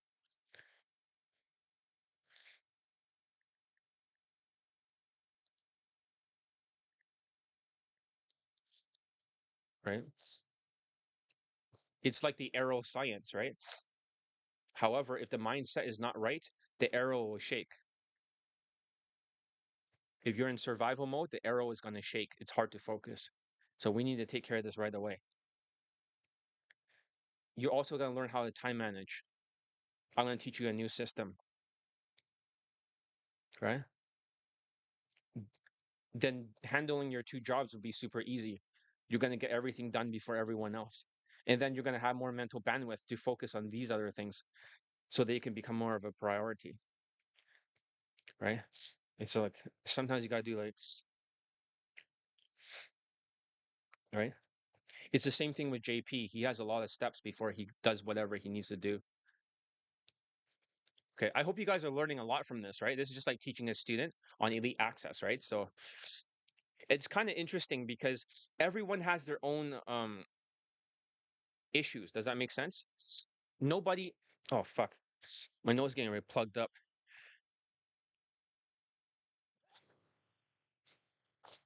Oh fuck. I just got a new box of tissues over there. I can use it now. Then I mean, just open it.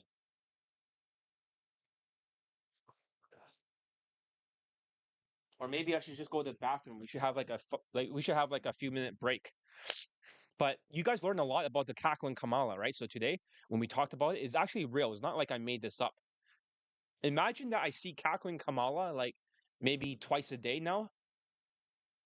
All these students in the group, they're always the same four traits: excuses, shifting blame, right? Self-congratulate. You saw the self-congratulations, right? I have a good memory. And then afterwards is like, oh yeah, now I remember, you're right. But it happens every day. So JP, it happens with it. I send him that, right? With the other white student over here going to insta date, good. So right now the white student has 9 instant dates. So I have 9 of them. So good night, right? Good night. Good night, right? As soon as you wake up, right? We need to change that. So speed of implementation is everything, right?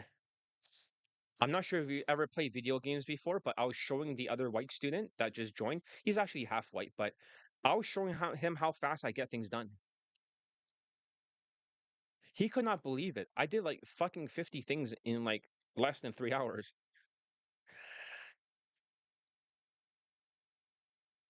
He's like, that's not normal. That's like the human in Flash or something. I said, that's how he needs to live his life. It's like chess, right? It's like playing bullet chess or blitz. You speed run, right? Sometimes you make mistakes, right? But you have to control the chaos. If you fuck up, then you got to control it and damage control it. Because sometimes I do mess things up, but speed of implementation is everything, right? This is like bullets are dangerous because they're very fast. Same with punches. Um, I'm not sure, but I have a chess clock. I don't use it anymore, but I set like a 5 minute timer and I get it done, or I figure out the shortest steps.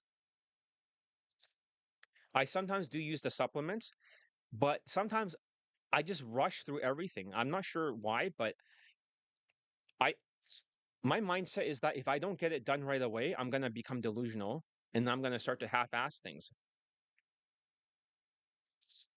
It's really like racing to save my own sanity. Because you see, I'm the world's best day game coach, like by far. There's nobody even close to me. But at the same time, I'm super obsessed with what I do when I'm teaching you guys. I have to go really fast because if I start half-assing things, I cannot get a single thing done. My self-esteem will go down. I'll withdraw the self-esteem bank account.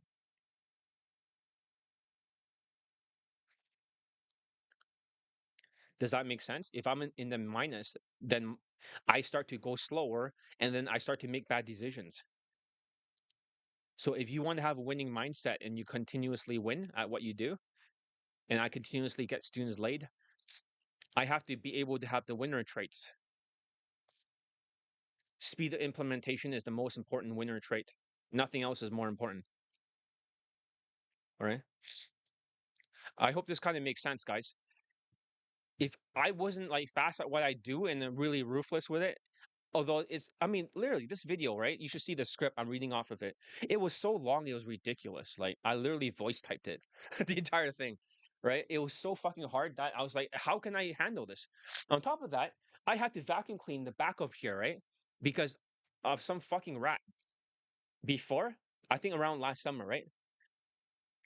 I saw a fucking rat and I used my katana. I showed you guys my katana last video. I tried to stab the fucking rat and it fucking bit me across over here. You can see like a little triangle. I'm not sure if you guys can see it. Right here, there's a little bit of a triangle. It bites me in the thing and it starts bleeding all over the place. And then but I had to vacuum clean the fucking thing with a wet vacuum, right? And it doesn't have like a big container, so I had to keep going to the bathroom and then emptying the dirty ass brown water. And then I have to fill up the clean water, and I kept doing that. It took me like 3 or 4 hours to do it on top of writing the scripts. It was so bad, right? That I was like, fuck this. Not even Alpha GPC could help that. I was like, this is mind numbing, right? But I have to get the 5 day challenge done. I didn't give a shit, whatever it took. You know how some people say you can, if you see a wall in front of you, you can try to go around it, over it, or whatever the fuck? Me, I like to fucking ram it and smash through the fucking wall. That, like, you need some resilience. That's my mindset. And I don't have to ask anything. Like, if I fuck up, I'm just gonna delay it another day. So if I fucked up the script, I would delay the 5 day challenge by 1 day. I will not actually half ass and send it like that. It's like a restaurant. If you have to ask the food and you're a Michelin star restaurant, and I have the most Michelin stars, then eventually the quality, the standards are gonna fucking drop. When the standards drop, and let's say the group of the students over there, the slow students, their standards are very low. If they affect my standards are different. My standards are up here. Other dating coaches, right? They could barely get fucking students laid. I have 665. I'm ruthless when it comes to coaching. I'm not joking. Like, and you can see I'm very tough on the students too. Like, I don't fuck around. I went from point A to point B as fast as possible without half-assing it. I have a different mentality.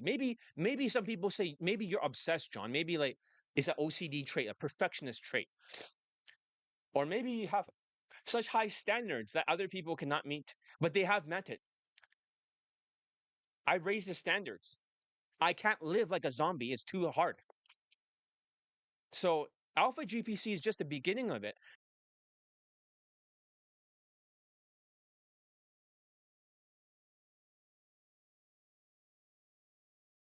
Cut out. I'm not sure if it did, but hopefully my microphone did not cut out. Right? I thought this thing, I got a new cable. Hopefully you guys can hear me. I'm gonna go to the bathroom for a second. I'll be back in 1 minute. I really gotta pee. But that was pretty interesting to capture that on camera, right? The cackling Kamala. It happens every day, like twice a day now. So even with the other white student, I can't wait until the other excuse. So I'm very stuffed. I'm gonna wipe my nose and take a piss. I'll be back. Let's have a 1 minute break. I'm glad whoever is here. How many people is here so far? Only 16 people after all this time. You see that? That's fucking bullshit.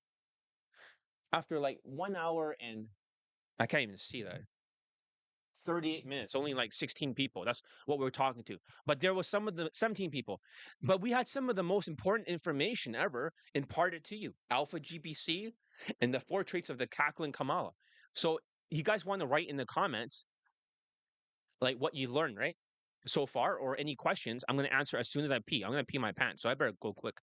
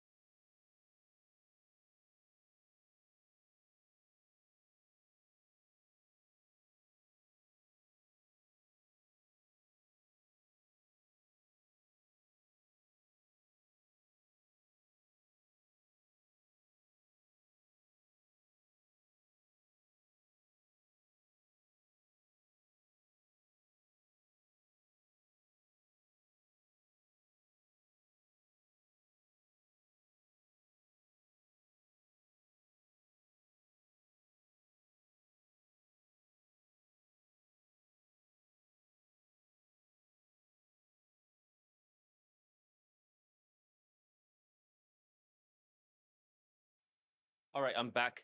So let me see if I can find my fucking chess clock. So that's a great question about like, here's a big secret behind getting things done fast. I'm not the fastest in the world, but I'm definitely faster than most people. So here's a chess clock, right? So when it reaches zero, it'll say 0000, right? And in case you guys want to buy the same chess clock as me, right? Hopefully you guys can hear me. It's called Leap, Leap. It's very cheap. I bought it for like 20 bucks. So on the back, you turn off and on. You can see 5 minutes here, 5 minutes, and then 20 minutes. Once 5 minutes happens, right? It's like playing chess. As soon as you make your move, you press your side. So now you have two timers. Got it? One is 20 minutes, one is 5 minutes. When the 5 minute one is done, right? Then I know that I have to get something done. But if you make your deadlines impossible, it's called the Parkinson's law. Here's a big secret, guys, to how to get things done quickly. Okay? Is you set your deadlines to impossible deadlines. If you make your deadline like 15 minutes and you have to do like a week's project, you'll fuck up the first 15 minutes, but the second 15 minutes after 30 minutes, you get it done. You'll become more efficient. So if you think your project is due in 1 week, you're gonna like accordion rip the project and pull it outwards to 1 week. Does that make sense? But if you make it 15 minutes or something, you're gonna get it fucking done in 15 minutes.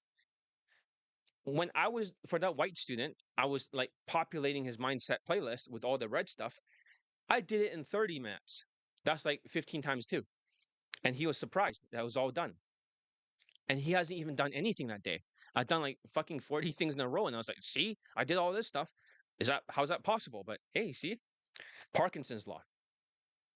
So, like I said, good investment, 20 bucks. You might say, oh, I have a phone app, right? I can use it on my phone, right? We can use a timer. You ain't gonna fucking use a timer. You want something that you can actually physically see.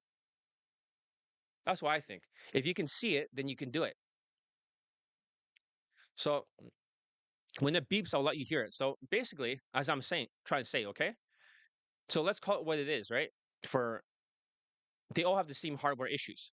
They're running a different software. So black pill, red pill, MagTel, doesn't matter. They all have the same traits. They all try to win at all costs, even if it means lying to themselves or others. They never apologize even when they're dead wrong. They go on the attack, especially if you point out their mistakes. Well, that exactly happened. They'll never feel guilt or remorse because that would mean admitting that they're not perfect. And most importantly, they're always delusional. They build these elaborate stories, these entire worldviews, just to justify why they're not getting results. And at the end of the day, it's all one big excuse. So it's a way to avoid the hard truth that if you're the only one like responsible for your success and failure, right? That's the truth. If it's meant to be, it's up to me. That's a good saying. If it's meant to be, it's up to me. If it's meant to be, it's up to me. Oh yeah, I should plug my course. Get Elite Bundle Resurrections, right? It's 940 bucks. I forgot to tell you guys. I need to start promoting it because I still need to grow my army. 940 bucks on sale, 60 bucks off. That's even at 1,000 is cheaper than a fucking boot camp, which is like $5,000 to $10,000 for a boot camp. So in this way, I get more students and more late testimonials anyway. So they can't even get students late. It's not about the money. It's about getting more late testimonials. Like for me, if I'm stuck at 665 and there's not like at least 670, I'm pissed off. That's how fucking high my standards are. Like if it's not by the end of the month, at least, or end of next month, at 670, I fucked up. This is more than 12 self-proclaimed high late count guy for pickup for the student results or Daygame. It's like they barely have like fucking 12 or something, like maybe 13, 14 with all that popularity. I got 665. It's like nobody has testimonials like my student. No, shut the fuck up. All right, let's continue. So basically, before we go into details, black pill, red pill, and MagTel, just know this. If you're all stuck in the blame game, right? Don't blame. You're running this operating system in your head. You're not going to get results that you want. You have to uninstall this operating system. So you have to take extreme ownership. So today, I was late. The microphone was not working with the audio, but it's my fault. Nobody else to blame. I fucked up, right? I fucked up. It's my fault. Should we think about it's meant to be, it's up to me? Uh, you always should think if it's meant to be, it's up to me. Because you cannot shift the blame to me if it's my homework assignment or shift the blame that you fell and you got injured, right? And you scratch your nose or something. If it's meant to be, it's up to me. You should always think that. That means anything that happens in your life is entirely your fault. That's a good mindset. If it's meant to be, it's up to me. Anything that happens in your life is your fault, good or bad. If you have this mindset, it's very empowering because in the past, you will shift the blame and pull the handbrake and you won't get it done. It's like making an excuse going to the gym. But if you say, if it's meant to be, it's up to me. Ah, you hear the beeping? Right? Beep, beep, beep. Beep. If it's meant to be, it's up to me. Anything that happens in your life, it is your fault or my fault. Get it? I think that's the best mindset. Because if you say, well, I fell when I got injured, right? Well, it's your fault. Maybe you were overweight. Maybe you were not paying attention. Maybe you're distracted, right? It is your fault, right? Maybe you're clumsy. It's not somebody else's fault. If another crazy Latino, like a migrant, try to hit you with a baseball bat, it is your fault for being in a dangerous neighborhood. You see that mindset is very different, isn't it? It's always going to be your fault. So if it's your fault, then that means you can change it. If you pull the handbrake, right, and indirectly shift the blame to me, you seen that guy, you seen that happening, right? You're not going to change. But if you release the handbrake and not making excuses and say, if it's meant to be, I'm going to get to that destination. John's going to sit there. He's going to steer the steering wheel. I'm going to press the gas and not press the handbrake. Does that make sense, guys? JP, does that make sense? I'm always going to steer your steering wheel. That's all. Press the gas and stop fucking making excuses and pull the handbrake. It's that simple. Don't pull the fucking handbrake. Don't make excuses. Don't shift blame. Do not do the cackling Kamala. If it's meant to be, it's up to me. Anything that happens in your life, good or bad, it is your fault. You're like, whoa, that's super extreme ownership. That's right. It's like, what happens if you get cancer? What happens if you get sick? It's my fault. I have like a fucking coat. I'm just drenched, like, like literally, like it's like a waterfall now. It's a fucking like summertime, and I'm have this coat, but it's all my fault. This coat is my fault. It's like, well, it's a virus. It's everywhere. No, it's fucking my fault for getting the cold. I blame myself. I should be supplemented better. Oh, but it's a viral thing. No, it's my fault. You get it? I will not shift the blame. I would take more supplements like vitamin C, even though it doesn't get rid of it. At the very least, I can at least boost the immune system. It's my fault. Is this concept of Jocko? It is the same concept as Jocko, but even like Donald Trump, right? He's not like shifting the blame. He's actually gonna get shit done. Biden shifts the blame, right? Biden's like, well, whatever, whatever. The buck stops with me, but it's Trump's fault. Trump is like, whatever, whatever. But I'm gonna finish this fucking war, and then I'm gonna end it because he takes responsibility. It's a winning mindset. It's not just Jocko, but everyone that is a winner does not make excuses. You cannot be rich and make excuses. You cannot be a winner in life and make excuses and shift the blame. So if your life sucks right now and you're not happy with it, it's not the economy's fault, although it could affect you. It is your fault because the cortisol is affecting you because you have autism, you have ADHD, you have sociopathic traits, and you're shifting the blame. It is your fault. So if you all stop shifting the blame, and I think that's very important because we talked about the mechanism, right? We talked about the 20 out of 35 plus the arrow science and elite tonality mastery gets you laid, right? We talked about that in the day number 1. Day number 2, we talked about internal beliefs, right? We talked about that. Maybe your internal belief is about your race. Day number 3, we're talking about external beliefs. Everyone that is not a winner will always find something external to blame. So I want to knock down these fucking objections. Does that make sense? I don't want you guys to blame the world anymore. It's not the world's fault. It is your fault. It is not the world's fault. You guys got to take some ownership, extreme ownership, in fact. That's the only way out. That's what separates the students who gets their dicks wet from the ones who are making their excuses. And get elite bundle resurrection so you can get elite tonality mastery. and stop making excuses. Oh, is the economy? Shut up and just fucking put down like one third of it and train with me. I need more students, the ones who are capable of getting laid. If you're out there in this group or whoever is watching this video, if you're capable of being coachable and not making excuses and you're going to get laid and you have a fast speed of implementation and you have this Parkinson's law where you reduce the time to get something done and then you do it with impossible deadlines and it forces your brain to move and be efficient. If there's someone like that out there, I'm trying to manifest you into my coaching program. There must be at least maybe one or two of you out there, and that doesn't make me a lot of money, right? It's just choose like $2,000. I should be selling my 3MP bundle, which is 5K or something like that. If I want to make more money, maybe I should promote that instead. But Elite Bundle Resurrection gets you laid. And the students who did not get laid yet, they're all doing the cackling Kamala. That's as simple as that. The guys who got laid, they used to do the cackling Kamala, but whenever I say something, they do it. Even the Indian guy who got a white girlfriend, before he was always trying to teach himself, and I'm just his fucking advisor, not the general.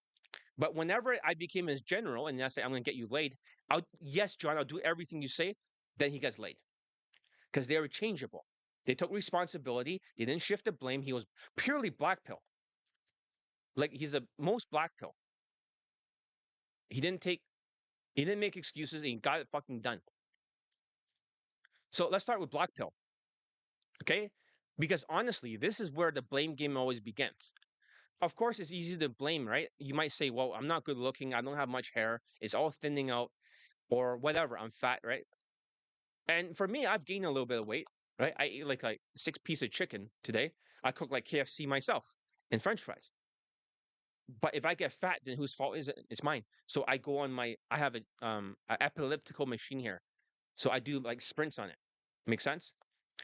So that way I can lose the weight. I'm responsible. But it's not all looks because they should not blame themselves saying that their looks are not enough. Because if you look at the um, Indian guy, he's not that good looking. He's very below average, average to below average. He still got laid. Even the other Latino guy, 21 years old, he's very average looking. And even the other Asian guy who got laid, he's decent looking, but he kept getting rejected without my training. So it's not looks. I was showing my other student who's very good looking. I'll show him other white people that were male model looking, looks better than actual real life runway models, but they don't get any results. They quit right away because too much cortisol. So it's not just the looks, but at the same time, what's even worse is when you have low SMV, but you also have these bad traits, these blame shifting cortisol traits, then becomes a double negative. I hope that makes sense. For for BC, right? You might think, oh, is it the looks or whatever? Well, I have really unattractive students getting really hot stunners, like that 55-year-old student, the German guy, he's banging like 20-year-olds all the time, all the time. And Megan Fox looking women that are 10 out of 10. So what's your excuse? I mean, come on now. Of course, like I have another 55-year-old student, and then he was slow. He kept shifting the blame. He got frustrated every time he did not do the assignments properly. And then he kept doing the cackling Kamala, it was my fault because my assignments in the mindset playlist is frustrating him. Nope. He should take extreme ownership. He's frustrated because he's a shitty fucking student and he's an unteachable case, doing the opposite. And now he's stonewalling me. So that's the thing. Stop shifting the blame. If you want to see the purest form of sociopathy, shift blaming, just look at the red pill crowd. These are guys who have turned blaming the world into a full-time job. It's always about looks. Oh, you're not Chad enough. You don't have the right jaw angle. Your maxilla is not. Let's shut the fuck up. It's always about genetics, right? It's always about height, bone structure, race, age, jawline. It's over a curry cell. It's like hairline, whatever the fuck, right? It's like they can't find. If they can find something to complain about, right, they'll do it because they're shifting the blame. It's never about them. It's never about their lack of social skills. It's never about their cortisol in their speech. It's never about what they could control. Nope. It's always, if I was just taller, if I was better looking, if I was younger, it's always something physical. So they're shifting the blame that is physically what they're lacking. You get it? They think it's fate, they think it's destiny, and it's just the cards they were dealt, right? That's the black pill mantra. But here's the thing, right? This is the most sociopathic, low self esteem mindset out there because it's self pity and it's like they're avoiding responsibility. It's like they're addicted to being the victim. If they can shift the blame, they can be a victim is more comfortable. They get a certain certainty, a feeling that's a human need. They want to be told it's hopeless around other people in their own foreign groups, right? They always say that, it's over. They always say like it's over, curry cell, right? They don't want they want the excuses. Excuses are the shittiest thing, right? It robs you of your results. So it's more about excuse management when I teach people. You saw with the other guy, right? Reduce the excuses and increase the speed of implementation. That's how the students get laid. Because I assume that my system, if it has 665 latent poll testimonials, 665 statistically is the best day game system in the entire fucking world. And the world is like what, 8 point something billion people? It has the most students laid. It also has like during the training period, it's not like banging a bunch of threes and fours, right? Like UMP. Their looks level with the women goes up, which they cannot do. All their students are banging 3 out of 10s or 4s. Might as well go on Tinder. But it actually has the hottest women, most amount of students getting multiple girlfriends, fuck buddies, threesome, foursome, fivesome. Everything has been accomplished. But at the same time, if it's the best system, then you have to be the best student. You get it? The best system, you need to be the best student, the best assimilator. You got to transform. There's a transformation process. You always hear this 21-day challenge thing, right? Takes 21 days to change your habits. You got to transform into this to collect the pussy. That's how the students get laid. It's not because they make 10,000 approaches. A white student of mine who recently joined, he made 10,000 approaches. He did not get laid. I think he's a very good looking guy. He just wanted to insta date. He had to vent his frustrations, and now it's back to zero, and that's good. And then women are going on insta dates, but he still needs to correct the dark traits because he was also a very big black pill guy, right? So the Indian student and the white student, they're both black pilled. They listen to that stuff. They were heavily black pilled. It affects your system by the operating system. Um, I mean, I have a facial deformity too.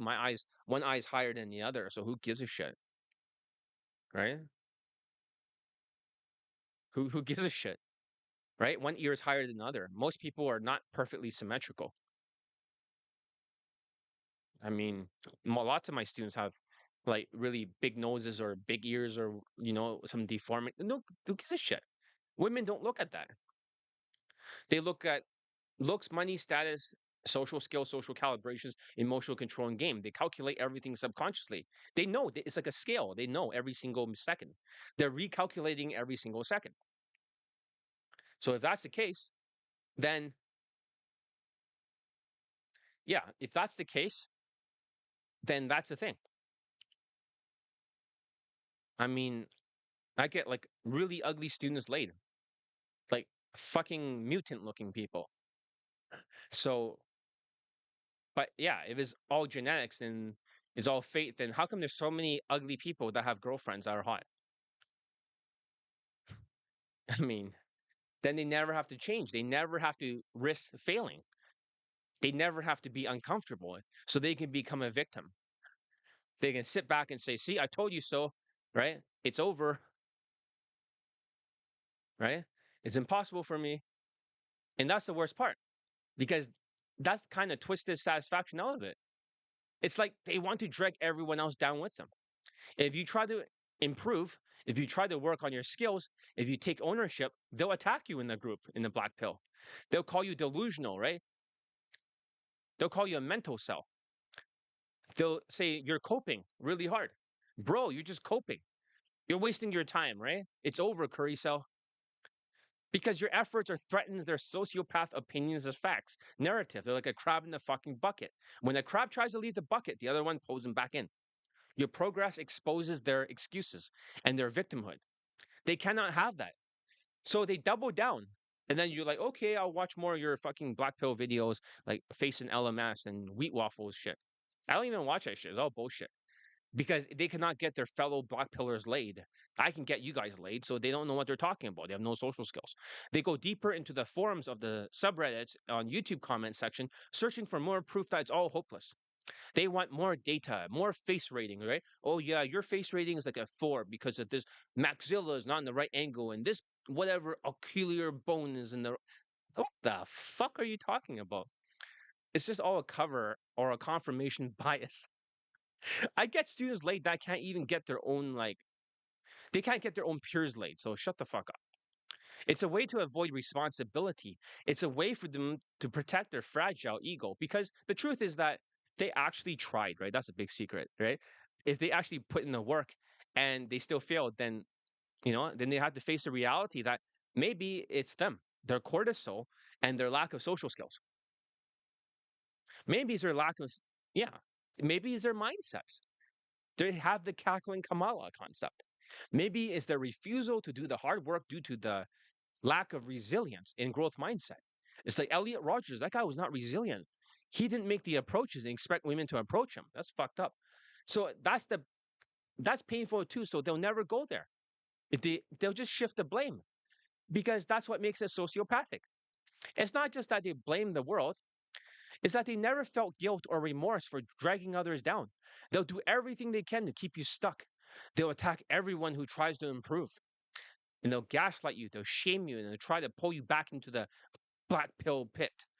And that's the thing. The very first thing I tell my students that are falling for these kind of black pill shit is that I tell them to uninstall or unsubscribe from all the black pill and red pill channels.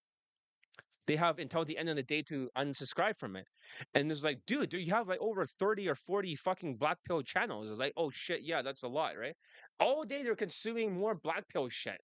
All day they're just like saying, oh, it's over. So in a musician Seal, right? It's a good example of facial scars, not yeah, exactly. And he has like Heidi Klum, right, as his wife. So I don't think they care about facial scars. It's more like height, muscles, race, right? Husband material, social skills, social calibrations, emotional control, right? If you take away game, that's all it is. They don't give a fuck about your scar. Women are not lesbians. They don't look at your face and go, "Oh, it's a pretty boy face," right? They don't give a fuck. They're looking for somebody that's like with all the other stuff. 20 out of 35. You're missing a lot of different things. Just besides your scar, right? You're missing a lot of like money. You're missing a lot of like status because you're not whitewashed. You dress like a fucking migrant. You're born here or you're born in the United States. Your social skills suck. Your body language sucks. Your smile is not there. You have a Latino like mugshot frown. You get it? Your emotional control is not good. Your game tactics, what game tactics? You have a long way to go. So if that's the case, then don't you guys understand? The scar is really the last thing. It's only in the looks category. It's like, what is minus 0.5 points? Who gives a shit? What about the rest of the stuff? Right? Anyways, here's my course, right? I just want to plug my course. More of you should join. So I'm not sure how I can pin this, but that's the Elite Bundle Resurrections. My bundle date had an unexpected emergency, so I'm back with you guys. Okay? We're talking about black pill, right? And you were once a huge black pillar, right? Am I right? Like, you're literally your biggest black pillar of all, right? But then you might think you're deformed or something, or no, you're actually the best looking student I have right now. Is that funny? You're the best looking student, and I was comparing you to runway models before. Remember that? And then you're like, doesn't that look like you? And it's like, oh yeah, it does, right? It's like, here's the top 10 runway models. It's like, you look exactly like a fucking runway model. But you struggle, but it happens. Cortisol, right? Stuff like that. So it's all true. I need to work on all these. Yeah. Compensate for what you lack. And you think somebody gives a fuck because of a scar? I mean, I remember, right, a long time ago, for that student over there, Mr. D. It's like, oh no, my jawline's bad or some shit, or maybe I'm deformed. And then I literally show women your picture, and they're like, no, I don't see any deformities. And he literally walked up to them and was like, I knew you're just trying to be nice. It's not like what the fuck? Yeah, I used to be able to run laps around the other black pillars right in the past, right? But that's the funny thing, because you know who else was a black pillar? Do you remember the other student I show you? The guy who was super good looking, looked like Justin Bieber, right? And the other guy who looks almost like he looks like that Batman guy, the actor who played Batman. I think they're black pill too, to be honest. These guys are like mental cells. They're like they're like 9 out of 10 in looks, but they're a black pill. They think they're like 6 or something. What the fuck? You're probably like 8.5 or something in looks, Mr. D. You're probably like 8.6 or 8.7 or something. I don't know. Like that's the funny thing. So how your Insta date, right? Did you follow the instructions? Don't tell them like the social skills flow drill and stuff, right? Did you follow the steps better, or did it went back to the same mistakes? How many venue changes did you do? So you got to get over this mentality of beating yourself up, and it's good that you're getting Insta dates again, right? So you got to go back to elite tonality mastery one more time after the mindset playlist is done. Okay, just you don't have to do it 6 more times, just one more time for maintenance. Once we can get you on the constant insta dates all the time, you got to start moving her back home. But I want you to start thinking about setting a date and then moving her back home. Does that make sense? But I want you to solidify the date if you're too far away. Because in Vancouver, you know how expensive that fucking place is? It's like it's hard to get a place exactly near the pole location, right? Of Pacific Center area. Those are like almost $3,000 per apartment or 2,500 or more. Just for like a little closet or something that looks like shit that's not even furnished. So so you gotta go a little bit further, right? Uh, I I followed the steps. She was Japanese, but not white. Pretty cute, but I had to leave for my Bumble date. You should just, forget about the Bumble date and just continue going on an instant date with her, right? And don't go after Asians, right? Most of the time, you're dating white girls, so more likely you're gonna, because you think it's easier, right? That's gonna affect your mindset. Forget about Asians, right? These flat chested, like bad breath, plain Jane looking Asians, right? With small breast and no ass. Oh, but she has snaggle tooth, right? Like most of Vancouver pickup artists. She has a snaggle tooth, so she must be like, oh, she's so cute. All these creepy white guys with receding hairlines, right? Oh yeah, she's a what? She's a Japanese girl. She has a snaggle tooth, right? Because her tooth is there. Looks like a grenade went off in it, but it's still cute. It's like, oh my god, don't do that shit. Oh, he made you actually, yeah, yeah. Hopefully, it's like stay away from the Chinese wingmen, right? These types. They're sociopathic unless you're going for other type of wingmen, but try to do a solo. Okay, as I was saying, right? Um, one thing that you can't handle is that they become an evangelist for hopelessness. They spread gossip that it's over rice cell, right? Everything, everywhere they go, right? It's like, and yet, if you're not careful, you'll get sucked into it. You'll start to believe it, and you'll start to see the world through the black pill lens. You start to give up before you even try, right? That's how you lose before you even step into the field. And here's what nobody wants to admit. A lot of these black pill guys are actually decent looking, like Mr. D, right? They're not ugly at all. But the real reason women are turned off is not their looks, it's their cortisol, the loser effect. So it's that intensity, anger, and frustration that they carry around everywhere. But it's the vibe that screams, I've lost and it's your fault, right? It's like women can feel that. But because you vented your anger, right? Right now, that's why you're going back on Insta dates. So you fix the emotions. Yeah, I got to vent, right? Like eventually, after all this cackling Kamala I had to deal with for this whole week, I need to seek some fucking therapy or something. Because dealing with that constantly, it just wears me out. It's like they'll pick up on the energy, and it's not about your jawline; it's about your emotional state. Lack of cortisol, which is good. Oh, here's another beeping. Hear that? That's 20 minutes. When you're stuck in the loser effect, your cortisol is through the roof. You're intense, you're angry, you're bitter, and women just want to get away from you. And you shift the blame onto them, and they can sense it. So it's almost like I say you have a dark side, right? When the dark side takes over, right, the women can sense it. It's the cortisol, not the looks. 100% the cortisol. I think when you saw the other students that are good looking like you, right? And they're even taller. One guy's like fucking taller than you, right? And you're very tall. And that guy is good looking too, right? He looks like that Robert Patterson or whatever, right? If he's stuck, right? And he's like, he looks like a dating coach, then it's cortisol. He's the fastest talker. So it's not your face, it's your state and your facial expression due to the cortisol. So you are more intense than Wheat Waffles or Elliot Rogers. So let me make this clear. If you're in the black pill mindset and you're obsessed with looks, genetics, or it's fate and is all that bullshit, you are not playing the game. You are just sitting on the bleachers, heckling the players, telling yourself it's impossible. And you know what? That's the only guarantee that you'll never win because you'll never even try. And it's not about making 10,000 approaches either. You never took responsibility to fix the cortisol. You never took ownership. You never gave yourself a real chance. So if you want to stay stuck, keep blaming your genetics, keep blaming your height, your face, your age, right? It's over, Curry cell. Keep telling yourself it's over. But if you actually want to get results and you want to get your dick wet and you want to kill this mindset, you have to stop shifting the blame.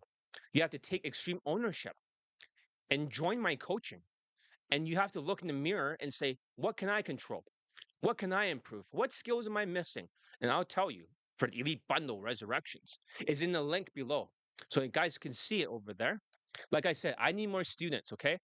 I'm making this 5-day challenge, hoping this is my intention to get more students. If I get more students, then I can get more lay testimonials. Um, I think overall, um,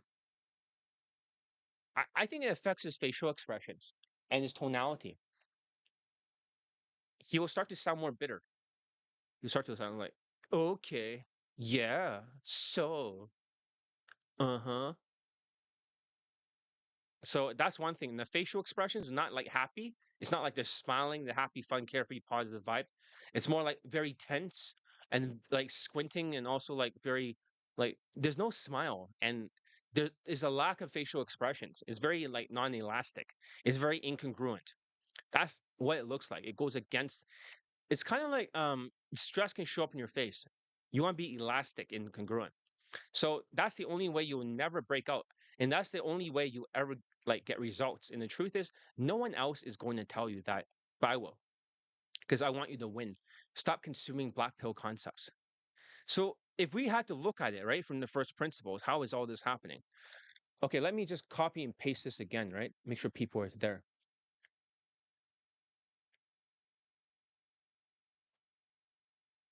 Yeah, where is everyone? What the fuck? 18 people here only after all that. 18 views? Seriously, right? What, are you poor? Sewer rat? Shifting blame? Economy?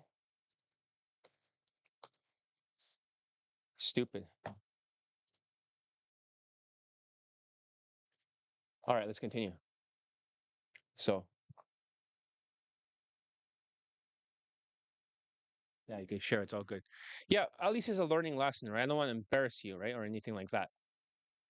But the time you get laid, right, with your laid testimonial, everyone's going to be cheering for you over here. You know that? By the time that happens, everyone's going to cheer for you and they're all going to congratulate you. They're going to be all happy for you. Does that make sense? So think about your victory when it happens. And depending on these traits, right, would determine how fast it happens. But I think everyone here is on your side.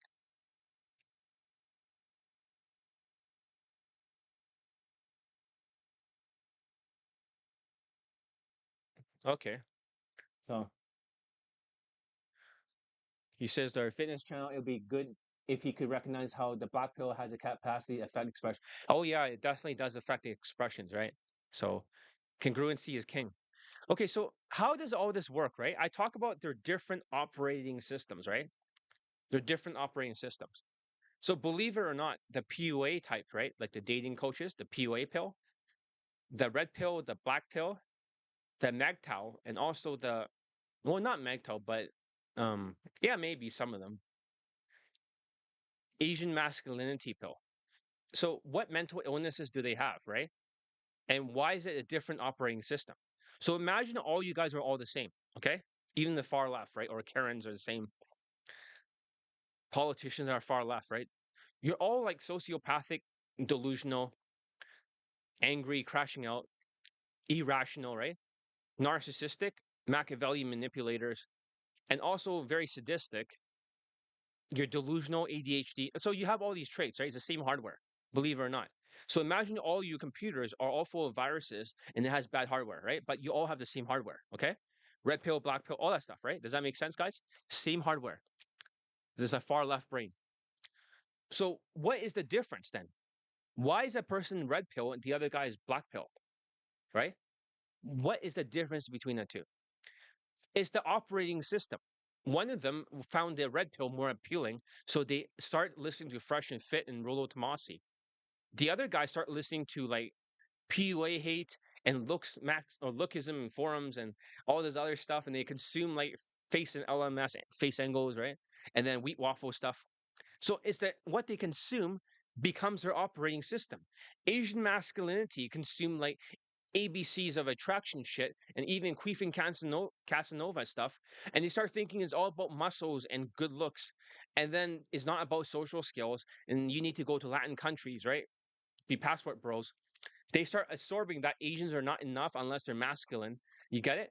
But they're all sociopath, narcissist, Machiavelli manipulating Asians who are sadistic. And I'm sure, Mr. D, you met some Chinese are like that. We won't go into any details. But a lot of those Chinese people, those PUAs, they're very like they have these fucking traits. They're very sadistic. So they all have the same operating system, they're all the same type. They just choose a different operating system to install. But because they installed the operating system, it's a very sociopathic act because each of these operating systems is a way to shift the blame. You get it? You don't take the extreme ownership because of the operating system. Wait a minute, did this thing just move or something? The captions? I just went like this and then it just wiped away. So let's see. Okay, let me see that wiped it away. Did it just go away by itself? What the fuck? Or did I press a button? Okay, whatever. It's still there. All right, as I was saying, does this make sense, guys? That is just basically a sociopathic operating system with a sociopath hardware, hardware of a computer, the outside, right? For this hardware that I have over here, it says that it is like oh shit. No, on this side. This one has an i7, iCore i7, and then NVIDIA GeForce RTX 4060 in the something like that. I have a 10 core processor. That's the hardware of it. Does that make sense? And then the operating system is the red pill, black pill, whatever.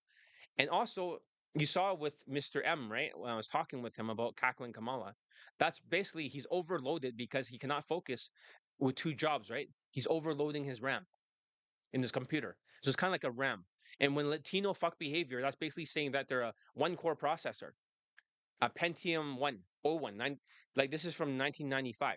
If you guys are still alive back then, but it's from 1995 and it has a one core processor and it's very weak. It cannot do multiple steps. So it becomes very slow. Does that make sense? The speed of implementation becomes slow. So the computer analogy, it talks about everything. And also the delusions that happen within these black pill, red pill stuff are basically computer viruses or mind viruses in the operating system. It starts to grow. That's why Mr. D, right? You start reducing the mental trauma. So that way you can reduce the mental viruses. Does that make sense? So it's like a computer, but it's just a different operating system. But the operating systems are all shift blaming stuff. Okay. So let's talk about red pill. Okay. So instead of like going through a bunch of testimonials, right? Maybe we should have gone through a testimonial right now because here's the thing that I've noticed. Whenever I get more students laid, right? The more testimonials I post for the students, the less students I get. They get overwhelmed and they start to like feel like defeated. They should not feel defeated. They should be encouraged. So let's see, for example, over here. Um, all right, this was a guy who's super black pill, but he did get laid. The Indian student, Mr. Yeah, he was literally in the forum group, not I mean the WhatsApp group, right? Saying that oh my hair is disappearing, right? Women don't like me. He's literally saying that. We'll just play it quickly.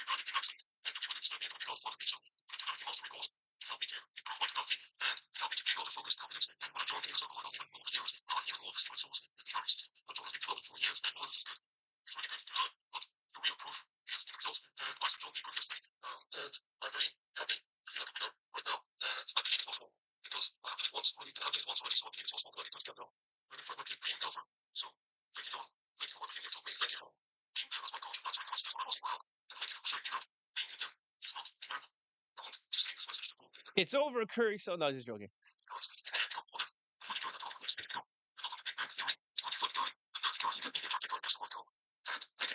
Last call. Your final chance to join the May 5 So yeah, I mean that guy was really black pilled, right? So I mean, what the fuck? He was super black pilled. He was so black pilled that it was like, damn, just stop being black pilled. It's not good to be that black pilled. So all right. So let's talk about next thing. Red pill. I'll play the next student who's the most red pill that I know. Red pill is next. Don't shift blame to female nature and think it's all clout maxing. Because honestly, out of all the pills, this one is the most students get sucked into. Red pill is very popular, actually. It's everywhere. YouTube, Reddit, forums, Discord, Telegram groups. The red pill is like a mind virus.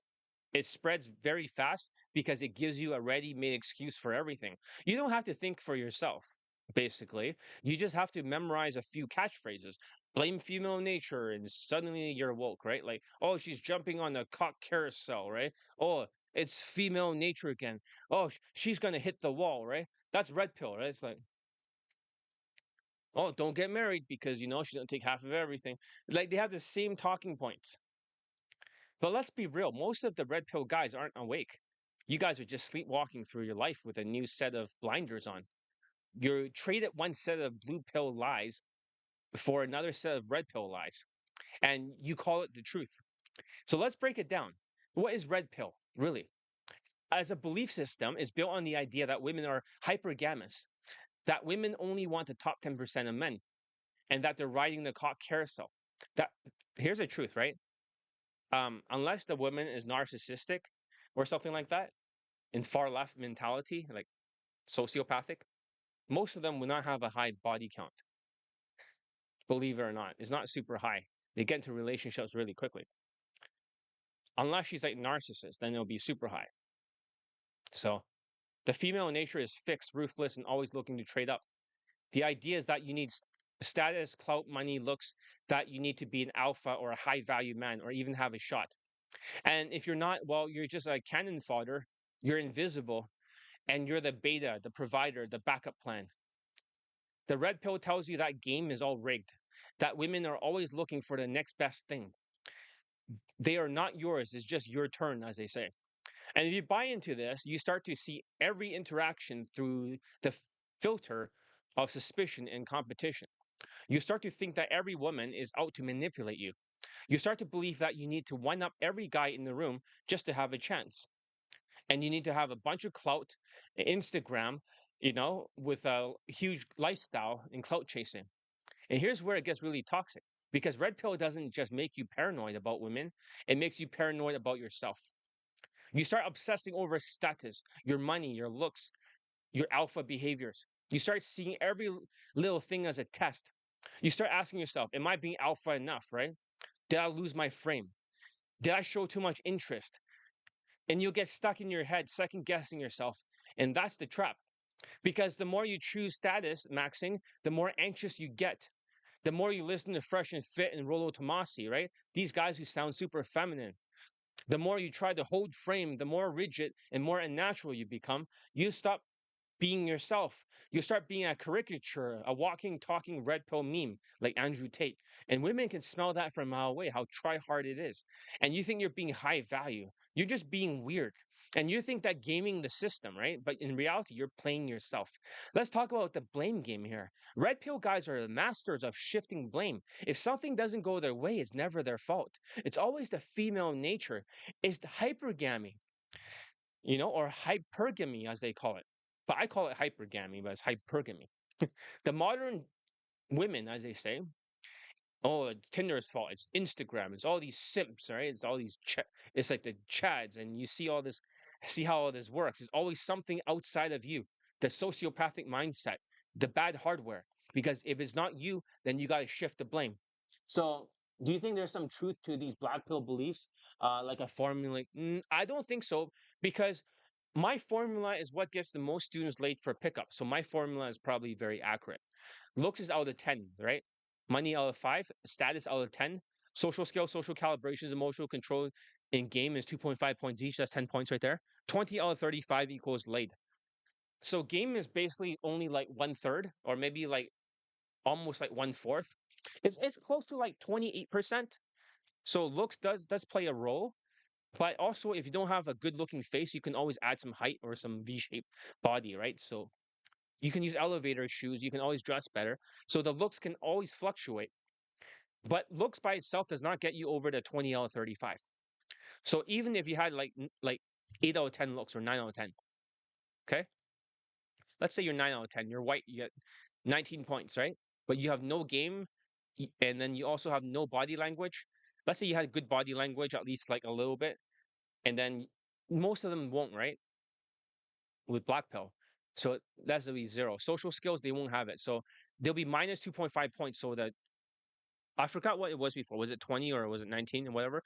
But it'll be like 18, I'd be 17.5 points or 16.5 points. Does that make sense? For a fitness channel, right? Because of the inflation in the tariff, the minus 2.5 points for the emotional control, it could be plus 2.5 with elite tonality mastery or minus 2.5. So if it's minus 2.5, then you don't have enough points being black pill. So black pill is debunked.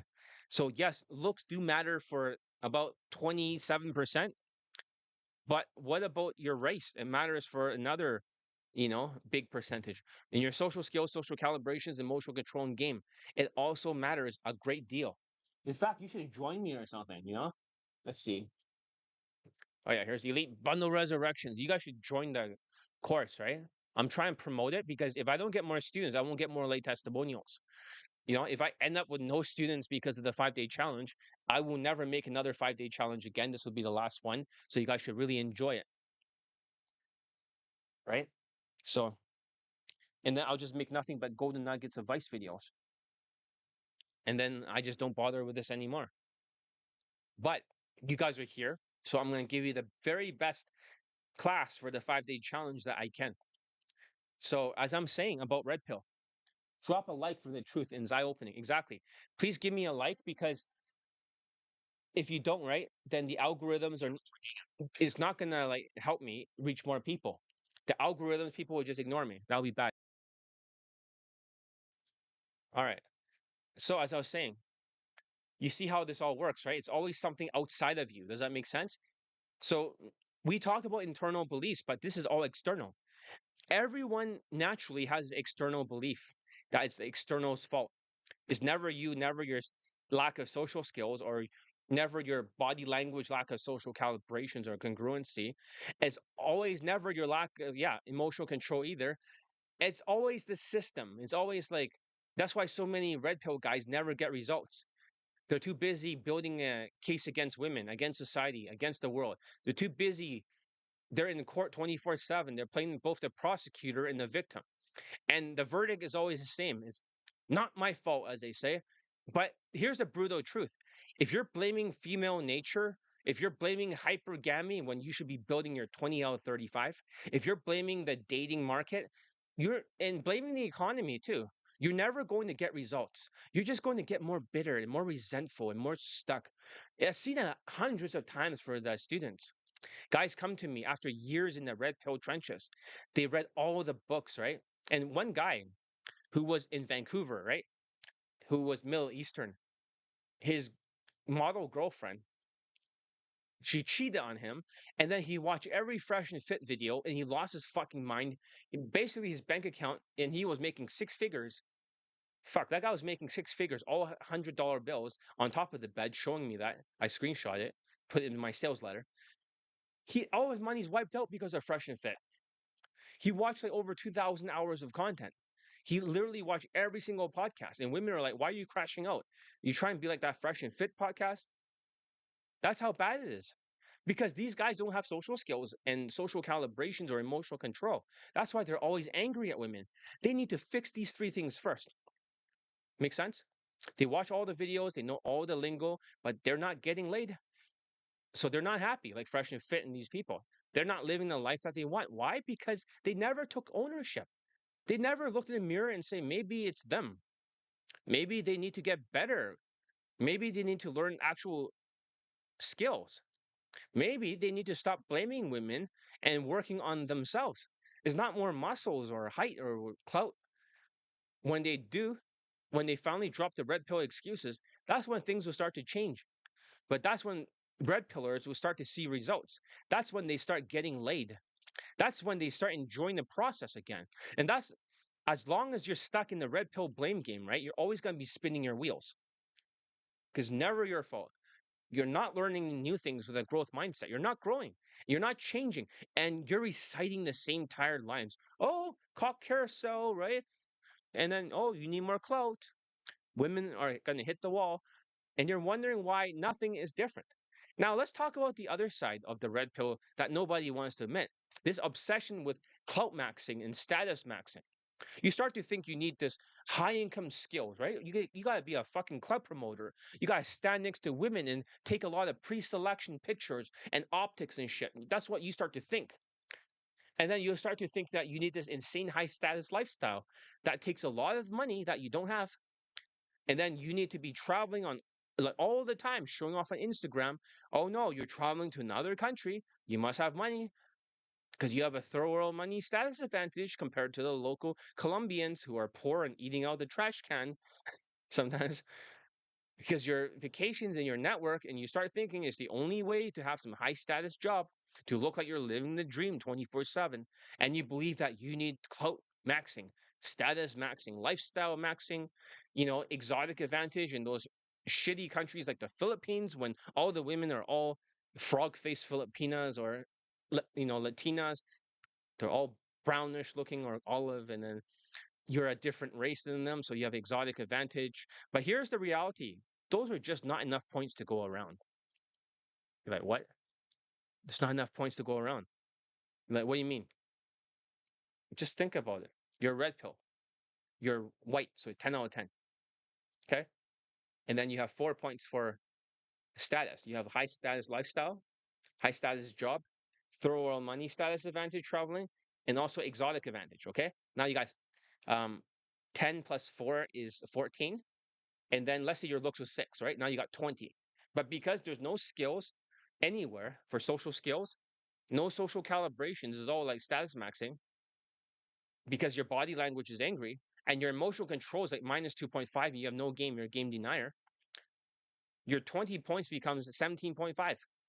And even if you have half a point, you still have 18 points. Red pill gets you closer than black pill to the line of fuckability, but you're not above it. So therefore, you did all this for nothing. You spend close to like a year and a half building your lifestyle to have a social circle, and then nothing happens. You just friend zoned. You're more friend zoned than you were before. And that's red pill, and it gets people angry. So they just have optics standing next to women. That's all they do is hang around and stand next to women all day. And they try to make more money off of that lifestyle. But here's the reality: they just aren't enough points to go around. You can max out your looks, your money, your status, but if you don't have the social skills, the social calibrations, the emotional control in the game, you're still going to just be below the 20 out of 35 line of fuckability that I talk about. You're still not going to cross over. And all that effort you put into clout maxing, all that time you spend trying to look high status for Instagram, you paid a photographer, and then you hang around all these expensive places. You went on your yacht, and then you start flexing. Oh, you're in a, um, private jet now. That could have been going towards building some real skills, right? Like getting elite bundle resurrections. Still, that actually gets you results. But instead, you're just chasing the next thing to post on your Instagram, the next thing to flex and, to make you look like high value online. And it never ends. You're always one step behind. You're always just below the line of fuckability. You're always frustrated, wondering, why is it not working? And if you never stop to realize it's because you never built the social skills, social calibrations, emotional control foundation, you were shifting the blame. You never focus on the skills that actually move the needle forward. You thought if you could just status max your way to results with 4 points. And not everyone has 4 points. If you're an engineer, you don't have the high status job. The 20 out of 35 system doesn't lie. You need all the points. And even, for example, if you lost weight, let's say you're overweight and you lost a little bit of weight, so your looks went up a little bit. It's not enough points. You still got social skills, social calibrations, and emotional control. Make sense? And let's say you got more money. It's only going to raise it by 1 or 2 points. It's not enough. You try to raise your status, it's not enough. The skills are the most important. That's what I teach. And it's not just some theory I'm making up. I have the most students late in the world. We could go over all their testimonials. It'll be nonstop.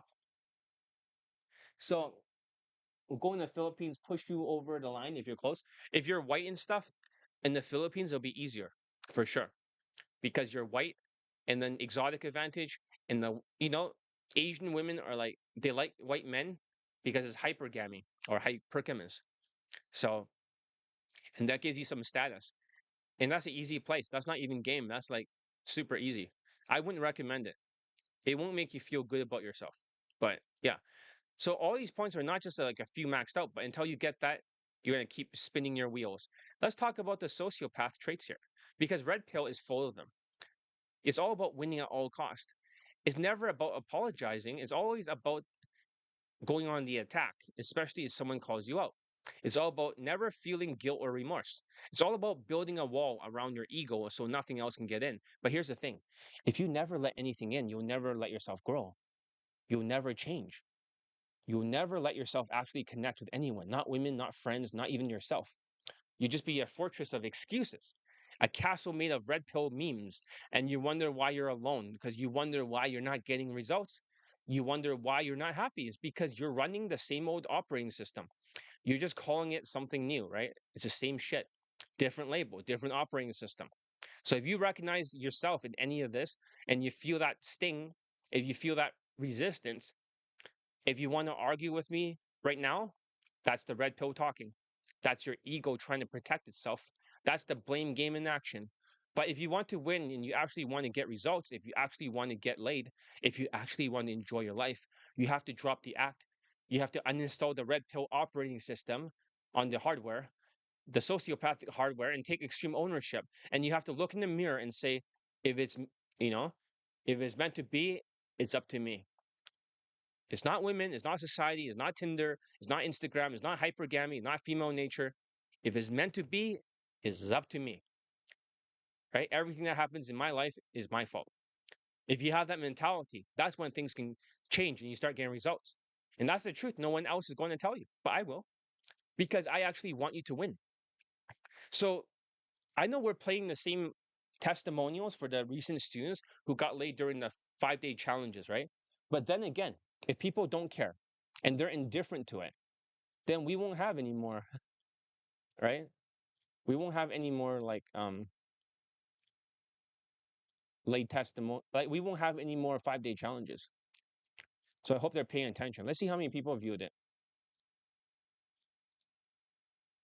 After all this time, just 18 people viewed this video. Yeah, in the future, there's no more 5 day challenges. I'm gonna cut it all out. If it's only 18 people after all this time, then this is pretty disrespectful. It's just nothing but indifference. I think it's time to just like this will be the last 5 day. I'm not sure if I should think about it, but would this be the last 5 day challenge?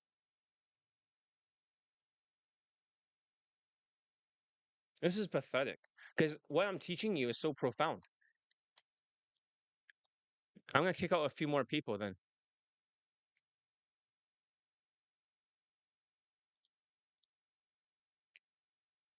Let me write something else here. Are you so depressed? Are you so depressed by the economy that you aren't showing up, shifting blame? All right. All right, let's continue. So basically, the next guy that was red pill, right, was the Asian guy who got like a stripper. Okay. We'll play his testimonial very quickly. And he's the biggest red pill person that I've ever known. There are several like big black pill people, but for a red pill, he's the biggest red pillar I've ever seen. Like he's so red pill that it's just ridiculous. It's like red pill times 10. Let's hear it.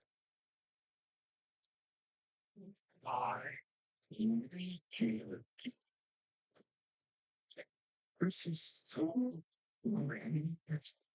I take the politician. Rachel, I believe, solution. It's beyond the tragedy. Well, understand. Nothing. Nothing but understand.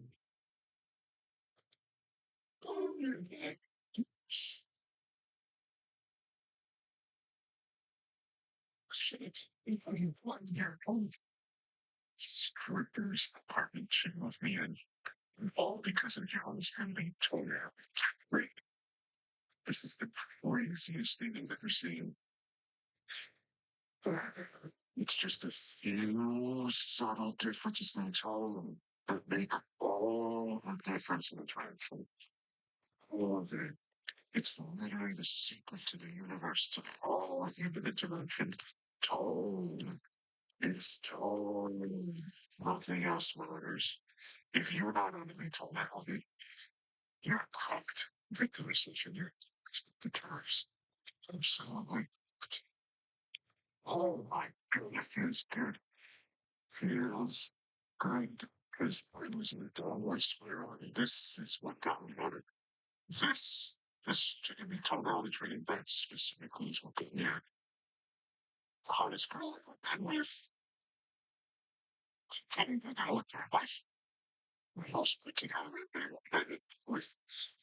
It's amazing how life changes when you have the right tonalities.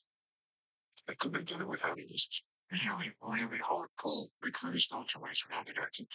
You can't do it twice. I had to be like drawn out for weeks. It was hard. It was like, it's all I have to say. Yeah, red pillar. So you can see that even if you're black pill or red pill, right? You can still get laid if you just let go of your operating system.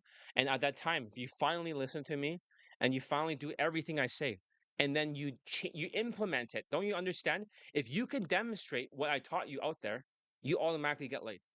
Arrow science plus elite tonality mastery. That's all he learned.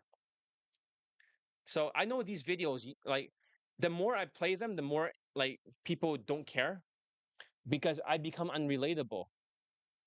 Because if I'm the only coach getting students laid like month after month, year after year, I'm the only one, then it's like, oh, here's another one from John.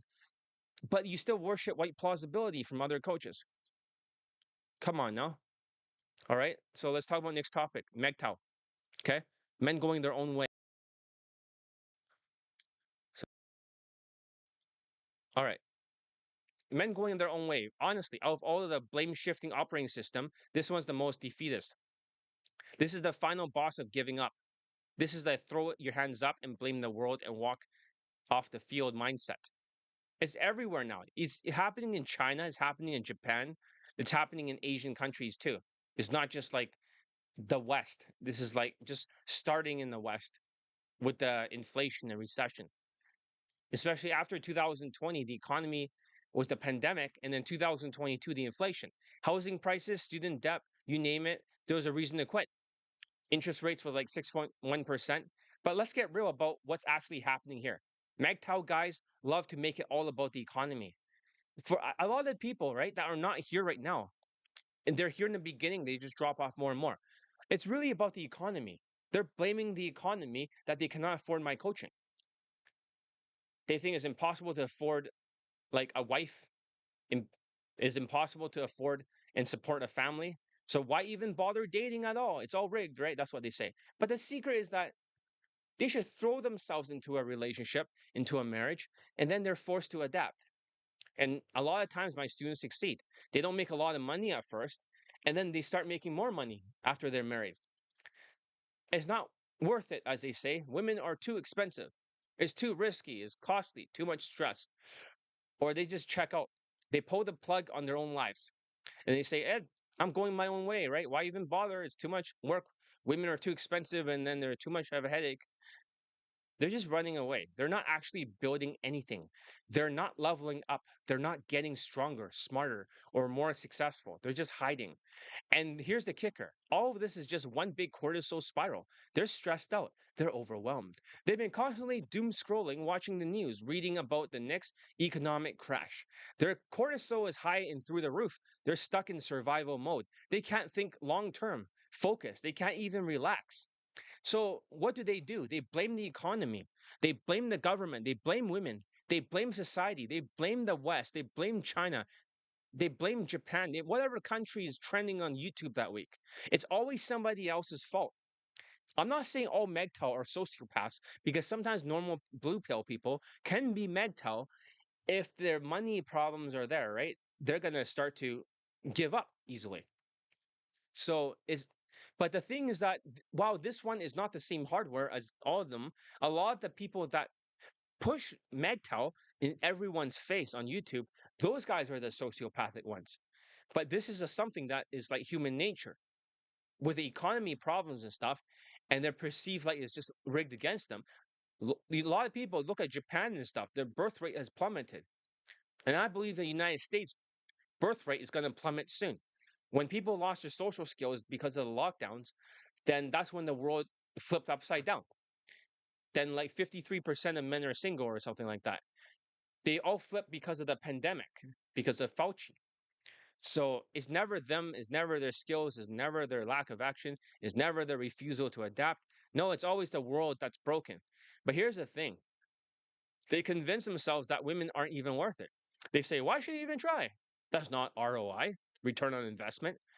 If they can't get married, then can't have kids, then they can't have a perfect family because they have no money, then might as well quit. It's all or nothing, right? Black and white thinking. If they can't win the whole game, they won't even play. So they checked out. They're MGTOW. And they say it's about freedom, about going their own way, about peace of mind. But you hear it in their voice. You can see it in their eyes. It's not peace. They're just burned out. They're just tired. They're just scared. They're just full of cortisol, stuck in the loser effect and looking for the easiest way to justify giving up. Because the truth is, a lot of these guys could actually win with my coaching for Elite Bundle Resurrections. Go sign up right now, right? If you're a MGTOW. So a lot of them have decent jobs, they have decent looks, they have decent potential. They just never developed the skills. They don't have the right mindset. They never fixed it. They never learned how to play the game as it is now. They never took extreme ownership. They just kept blaming the economy and blaming women and blaming the system. And here's what happens: they become more and more isolated. They stop growing. They stop pushing themselves. They stop trying. And every year, the excuses gets louder. Every year, the cortisol gets higher. Every year, the belief is that, it's not worth it, right? Women are too expensive, right? That gets stronger until one day they just are spectators, right? Just like all the people that are not showing up right now, right? They're MGTOW. Oh, the economy is bad. How you know it's not going to be a recession, right? With Trump and stuff. How you know it's not going to be a recession, John? Because I'm psychic. I know. There's no fucking recession. So it's going to get better. I see it. It's going to have a good economy. So let me post this video again in the Facebook, right?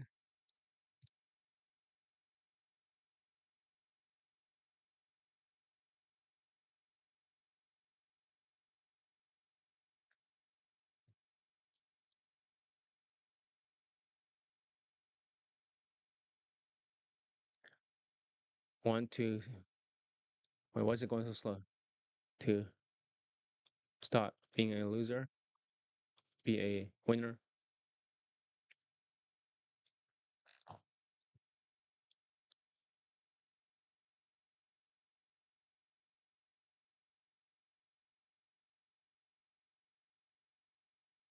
All right, I'll post the video again so that way they have another link. But yeah, that's kind of pathetic. So for the replay, right? For the other video, I tried to post it. It didn't have a lot of views. It's like, why are they dropping off? Why are they suddenly getting turned off now? It's like, of all the times right now, like, why are they getting turned off? That's kind of weird.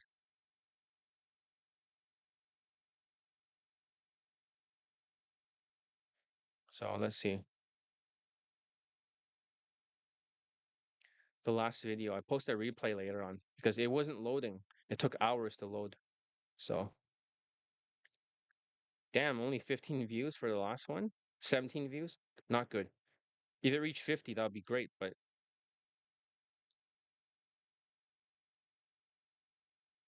here's the YouTube live. I can't see it here. Let's see. Yeah, this is really pathetic. So 18 views, man. That's just a big middle finger to me. It really is. So would you apply a 25 system to the same way when in the Philippines, Colombia? Well, yeah, it's the same thing as the Philippines, right? Colombia or any Latin country because they're third world countries, right? They're not rich. So let's see.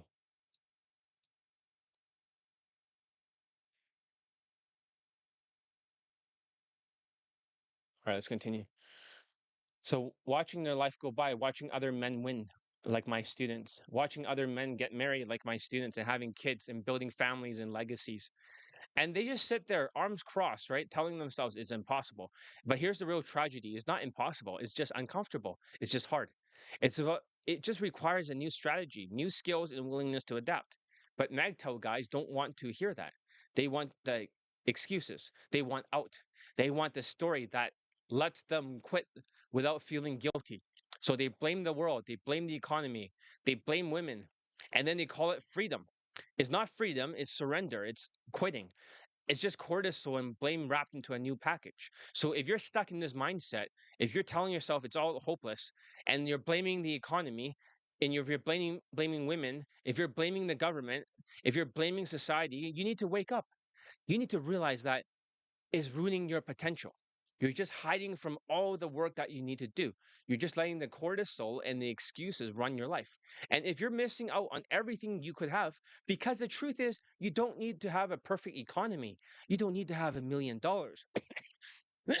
Sorry. You don't need to be Jeff Bezos to win in this game or Elon Musk. You need to take extreme ownership. You need to build your skills. You need to adapt. You need to keep going, even when it's hard, even when it's uncomfortable, even when the world isn't perfect. That's what separates the winners from the quitters. That's what separates the guys who gets results from the guys who just makes noise. So if you're ready to stop blaming the world and building your life, join me for Elite Bundle Resurrections. I need to build the army. So for all the students that recently joined, I need more. And the more people equals more late testimonials. And yeah, just don't make excuses. Don't shift blame. So it's time to drop the MGTOW mindset. It's time to take ownership. It's time to actually go your own way forward and not backwards because I want you to win. And that's the truth that nobody else tells you. Okay. So let's see. Is there an example of a person that was MGTOW for a while and they got results? Maybe I'll play a testimonial from other people.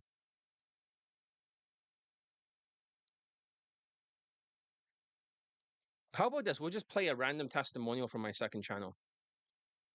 One that I have not played yet. So your videos. Let's just play the Italian student's testimonial. This guy has like 8 lays, and most of the women are like 9 out of 10. Before it was like 4 out of 10 with UMP shit, and he rarely get it, like months apart, mass approaching. But now he's like up to 8 lays, and now he's with the eighth one, an Italian woman. Let's hear it. I am Italian. I'm traveling, and I actually just come back. I just had sex with a blonde Polish girl, and in the last 2 hours, not 2 hours, 4 hours, I pulled twice actually. I pulled first with the girl, I had a blowjob, and then I pulled again and had sex with this girl at her villa. And this is all thanks to John.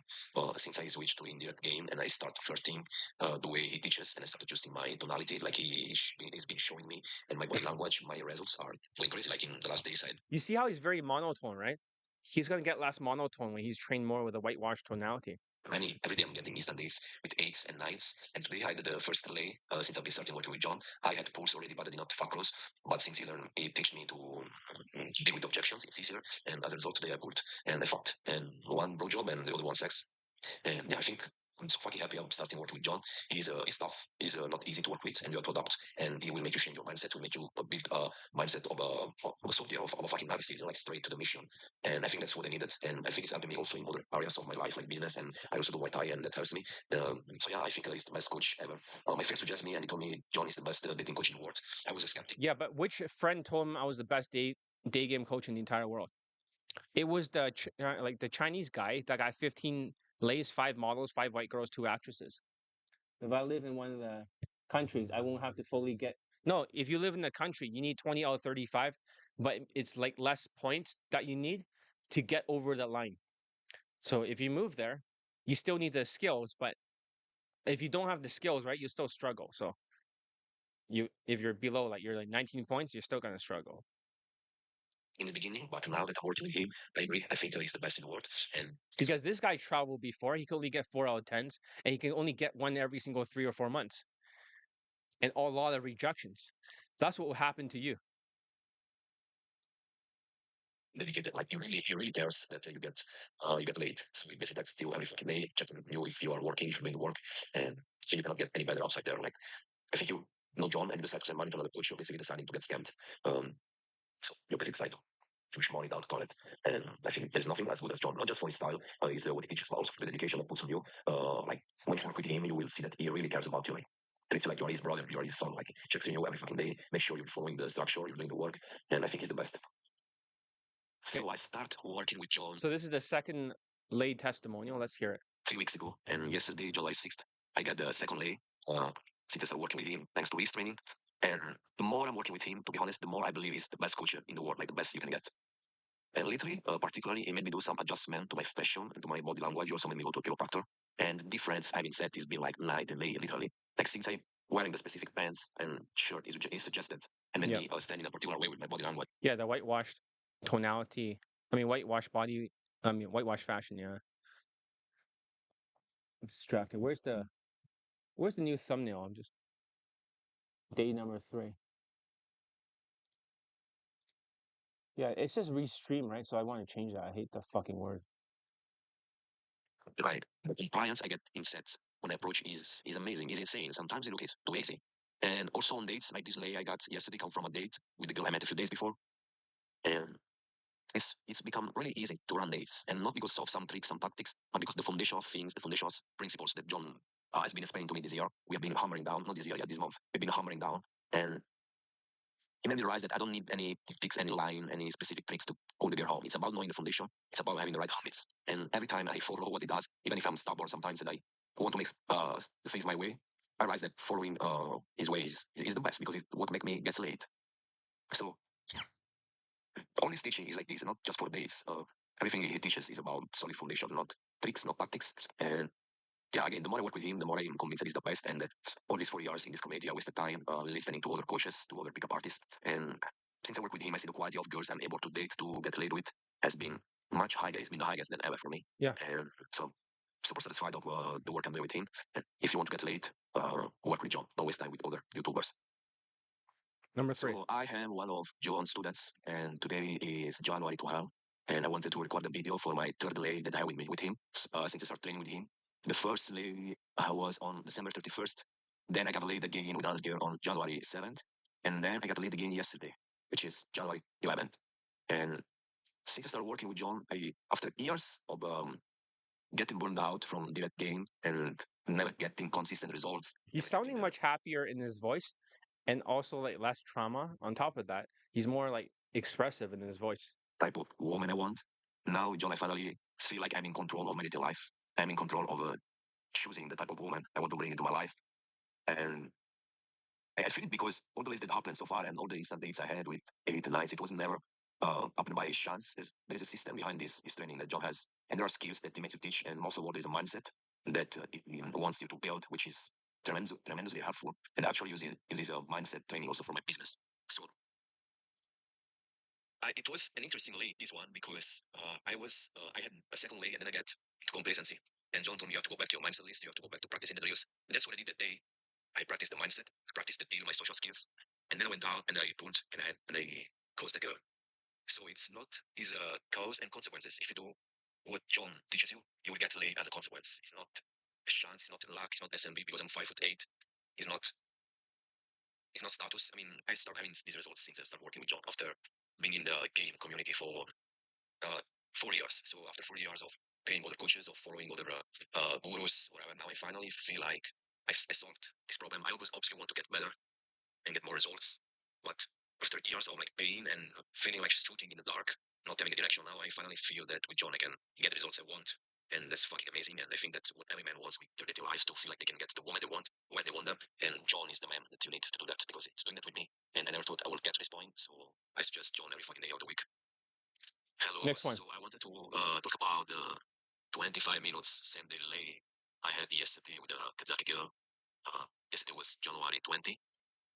I've been working now with John for a month and a half, and I've been in the dating community for 4 years. And did boot camps many times, but I've been wasting money on these boot camps. And now with John, like I see getting results so consistently and so easily.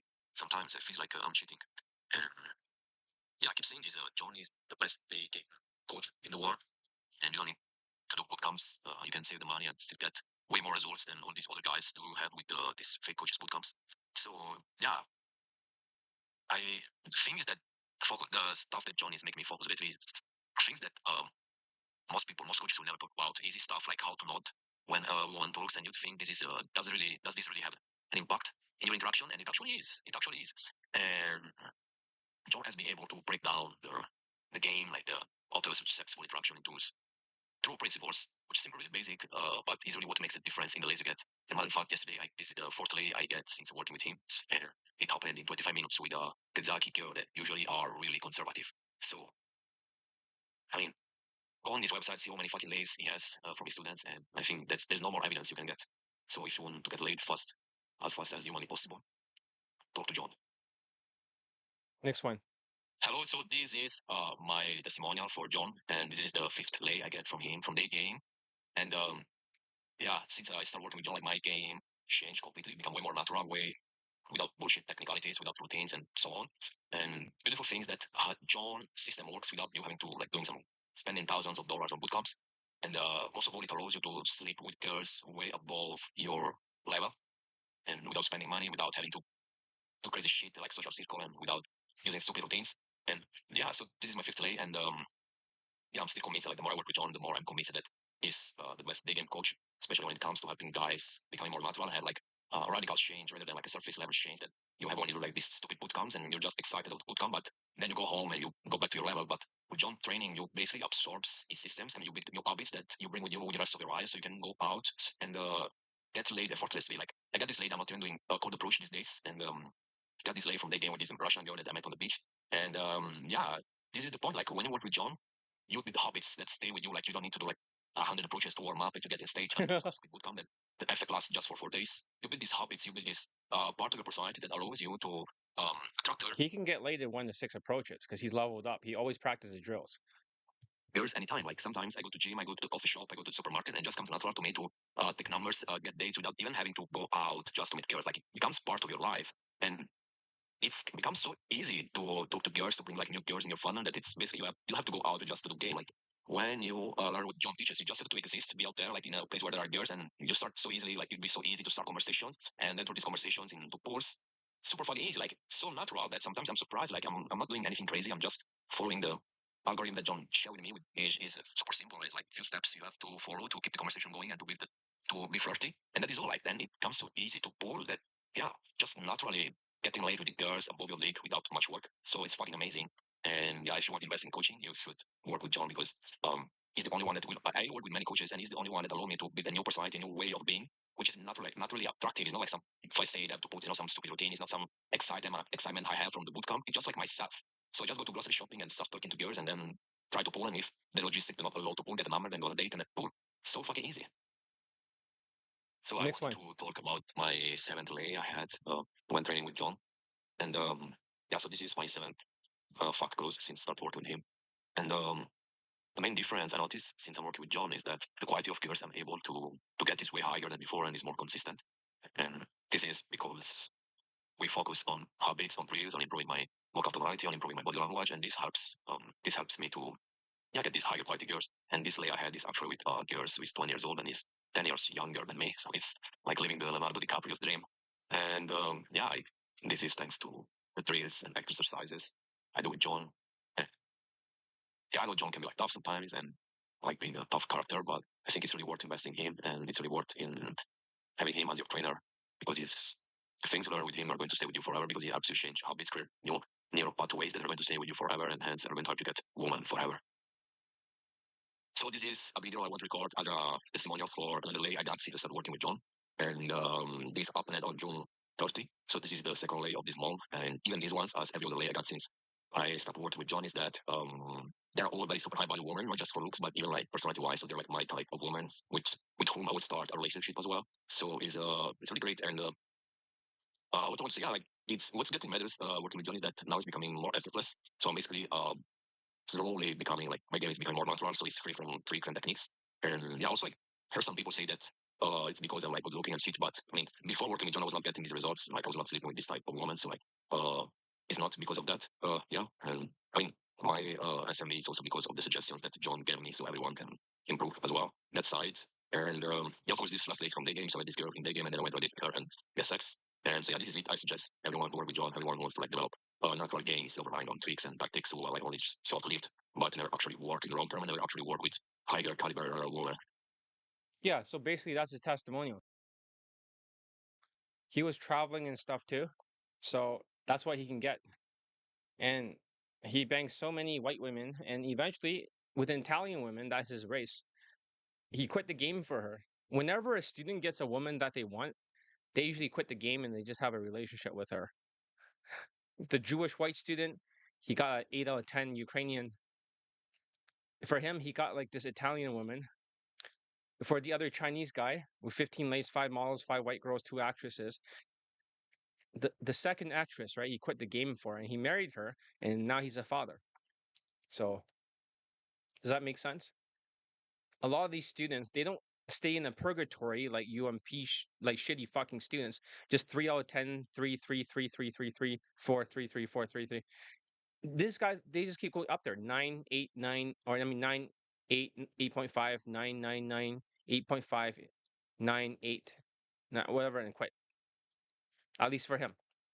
If it's like that and it's that easy, then none of these are about tricks or numbers game. He can do this all the time. And when the six approaches, when he's doing drills. So he's basically collecting the lay. It's not because, oh, he's going and making more approaches. He's collecting it like he's collecting Pokemon or something right now. So, all right, section number 4, we're going to talk about the solution. You got to take extreme ownership. Here's the only way out. You got to take extreme ownership no matter what happens in your life. It's all your fault. But here's the catch. Most students forget that every year because the cortisol wipes out their memory. Every time you make an excuse, like a small one, you try to shift the blame. It's just skipping the gym, right? It's like you skip through it enough times, you'll never build the habit.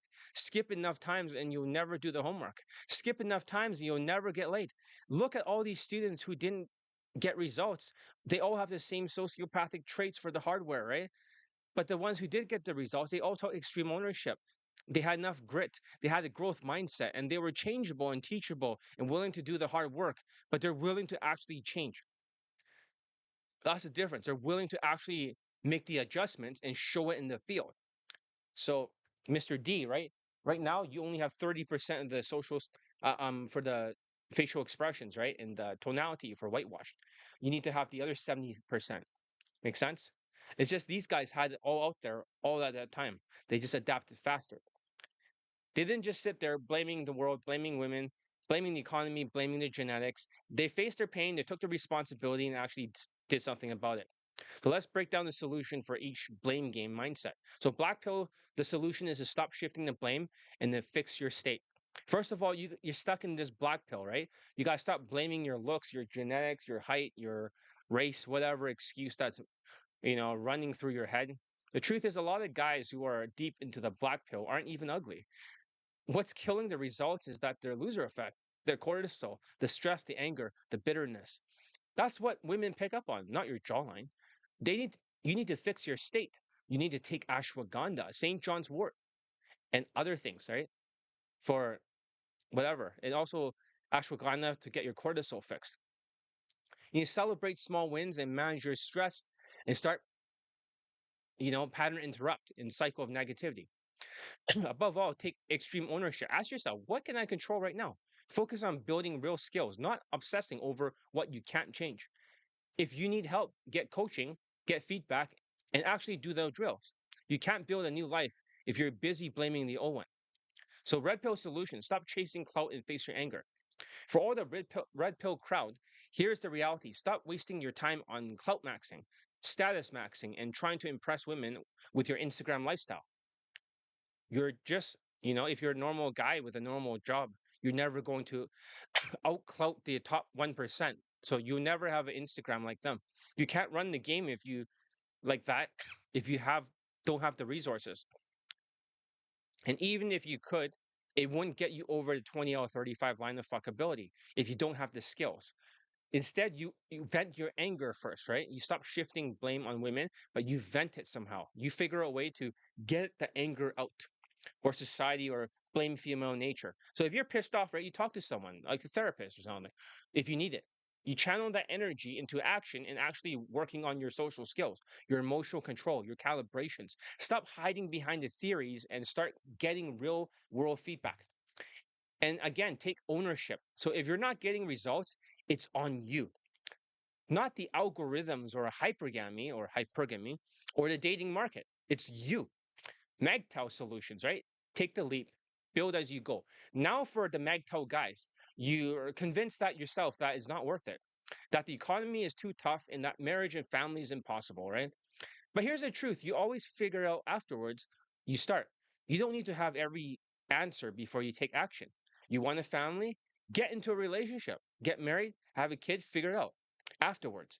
You get yourself in that situation and then you figure out how to adapt afterwards. You always make more money as you go. You always find a way. But if you let fear and cortisol paralyze you, you'll never make the first move. You keep making the same excuses after all these years and it will pass you by. So you take extreme ownership, make the leap, and start building even when it's uncomfortable. You'll be surprised how much you can handle when you are forced to rise to the challenge instead of rage quitting. So the bottom line is that every single solution comes back to this extreme ownership. You cannot control the economy or your genetics or what women want, but you can control your actions, your mindsets, your habits, and your willingness to change, your grit.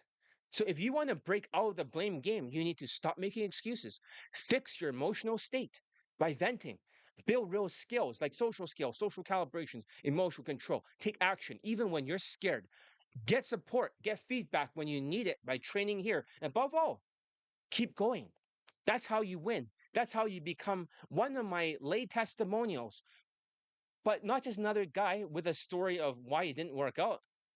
And if you're ready to drop the excuses and take extreme ownership, that's when you finally see the results that you always wanted. So let me explain why this actually matters because I know some of you are thinking, right? Like, hey, what if I make excuses, right?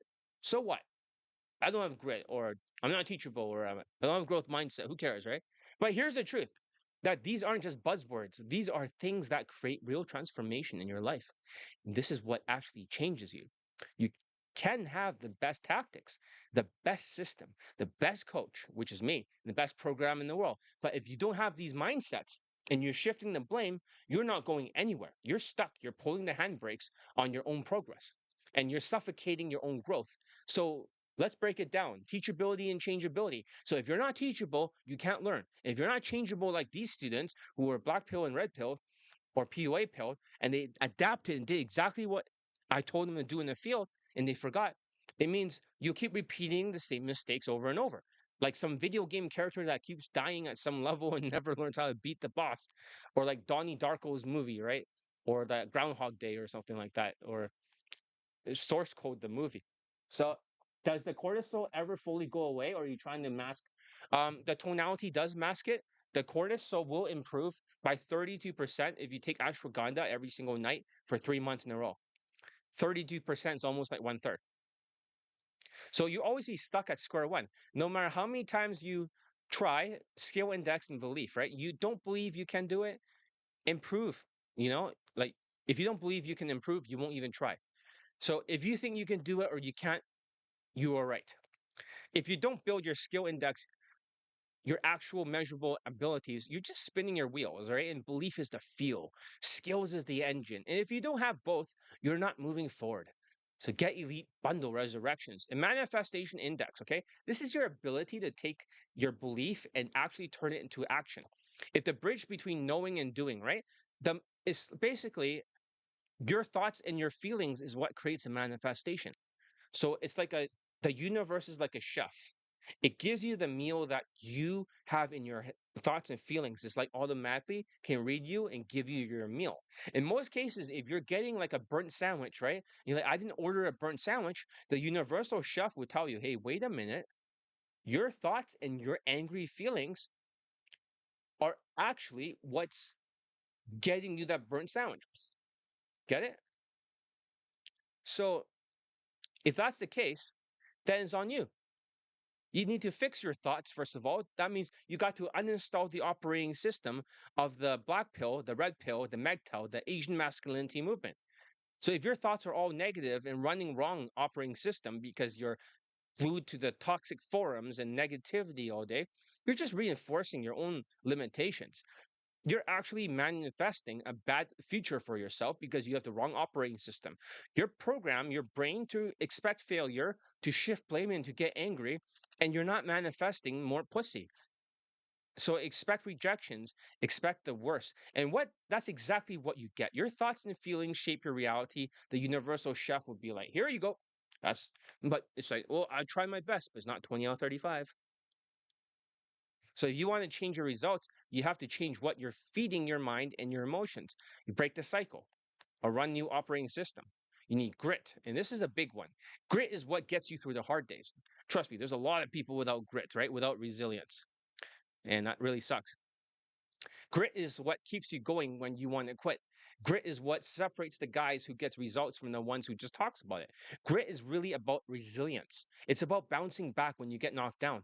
Not like the 55-year-old American student who's bald. He got knocked down, but he doesn't get back up. He just beats himself up. It's about, sticking with it when things get hard and you cannot do it. A lot of people don't have a resilience. They don't have grit. It's easier to just blame and run away, right? But that's what they're doing. They're runners. It's always easier to make an excuse than to face the pain and push through. But here's the truth. If you don't stop shifting the blame, if you don't take extreme ownership, if you actually listen and do the work with my coaching, right? You'll probably get laid. You'll change, you'll move forward. That's the only way to steer things forward. There's no other way. So if you don't do this, you will, you your boot will not move forward at all. You will just keep pulling the anchor down and you'll stay stuck year after year. You're suffocating your own progress. You're pulling on the handbrakes on your own transformation. So why does it all matter? Because these mindsets are the difference between success and failure. They're the difference between being stuck in the same place for years or finally breaking through and getting the life that you want. Every time you make excuse, every time you shift the blame, every time you laugh at your own failures, you're robbing yourself of the very thing that will change your life. You're pulling the handbrakes on your own transformation. You're suffocating your progress before it even starts. So if you actually want to change, if you actually want to get results, if you want to be the guy who gets the testimonials, or you're the next late testimonials. If you want to be the guy who finally breaks the cycle, you have to protect these mindsets. Like your life depend on it. Because if it's meant to be, it's up to me. Everything in my life is my fault. And that's the thing. It's what creates a transformation. It gives you the power. And this is what it takes to go from stuck to unstoppable. So don't suffocate it. Don't pull the handbrakes. Don't throw an anchor down. Let go of the excuses and let yourself actually change. That's how you win, by not shifting blame like red pill and black pill and MGTOW and Asian masculinity movement and PUA pill. So, anyways, that's all I gotta say today. I want to pitch get elite bundle resurrections. I need to build my army. 20 people that view this video, 21 now. Actually, no, it's 22. That's kind of pathetic. The thing is that I have a system that has many courses. It has Elite 30 from Hard Case to Hero, which is your body language, 30-day challenge for nonverbal communications. Elite Tonality Mastery that fixes and masks your tonality, like he said over there. That way you can get your foot in the door. And then all the other stuff is like the Elite Playbook for game. And you also have like 10 Skypes. That's one-on-one with me for coaching. And you also have Elite Access. That's 1 year. You can contact me every single day just to keep you on track to implement. You put all these things together, you get late. If you start doing the cackling Kamala, right? Don't expect to get any results. That's not on me, but stop shifting the blame. Get elite bundle resurrections. I need to build my army. If I don't get any students for this 5-day challenge, guess what? No more 5-day challenges, maybe. And we're just going back to golden nugget videos. You decide your level of involvement. I need more students. This is my intention. I'm making the 5-day challenge to get more people laid, so I get more video testimonials. It's not about the money. It's not a lot of money. 1,000 per student is hardly anything, but you're only paying $940. You have a slight discount, enough to buy some clothing and also get a haircut. So what are you waiting for? Look in the description, click the link, get Elite Bundle Resurrections today. At $940, you can have a financing plan. Listen, I need more students. I don't care about the fucking tariff. Stop acting poor, like, oh no, we have reset. Shut up and just start fucking doing. And stop making excuses. No more cackling Kamala. I'm going to end the video. See you tomorrow on day number 4. Okay? Day number 4 is a different topic altogether. And then we'll talk about different things.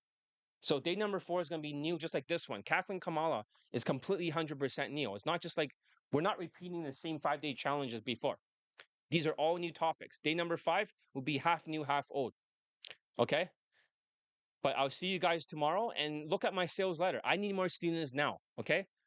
I was a little bit late on middle of June. I should have started in the beginning. So yeah. Anyways, see you tomorrow. And for the people that did not show up, right? I'll just keep kicking out people in these Facebook groups and also WhatsApp, right? I don't want to deal with losers. And everyone that wants to show up. So you're wondering, like, well, okay, John, you want me to check out the sales letter, but where is the sales letter? Is this one over here?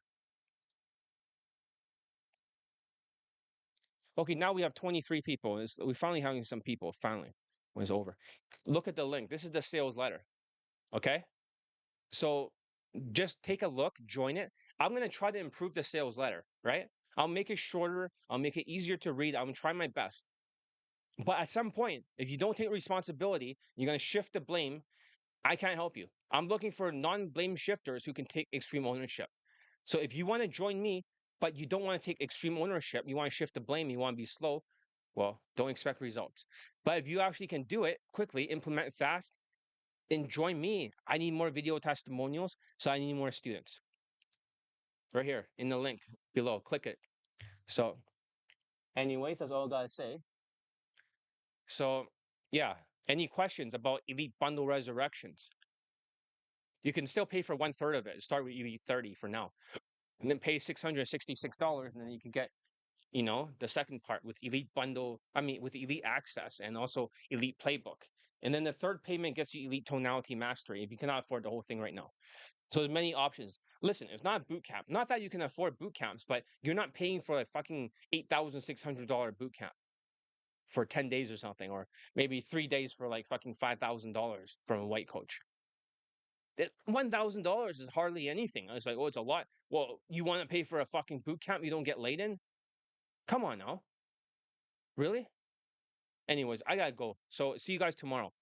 And if there's less people, right? Like I said, this could be the last 5-day challenge. I hope not, but you guys decide the level of involvement. So yeah, this might be the last 5-day challenge ever. I'm not sure. I'm really thinking about it's the last one. I might change my mind. More people show up. Maybe I get a couple of students. Then I'll forgive everything. If I don't, well, I'll punish you guys. I'll punish you guys. Last year, I got so pissed off at people. I basically did not let people buy Elite 30 or, the $5 booklet. I punish people by getting rid of all the poor stuff for poor people. So that way, you focus on level 2 people. Level 1 is like they only pay for a little bit of money. Level 2, they'll invest in themselves. Level 3, they'll pay for boot camps, a couple of thousand. I'm looking for level 2 type of students. I'm looking for engineer types. I'm looking for logical types, the types that are not making excuses, the type who are tough. If you're out there, I'm talking to you. Join the resistance. Fuck all the other dating coaches. Don't be a sheep. Stop listening to white dating coaches or tall, strong Asians. Fuck them. Join here. Anyways, somebody texting me. Hold on a sec. Great stream. Finish the mindset playlist. I'm going to go sleep. Excellent. So, all right. Good night, Joe.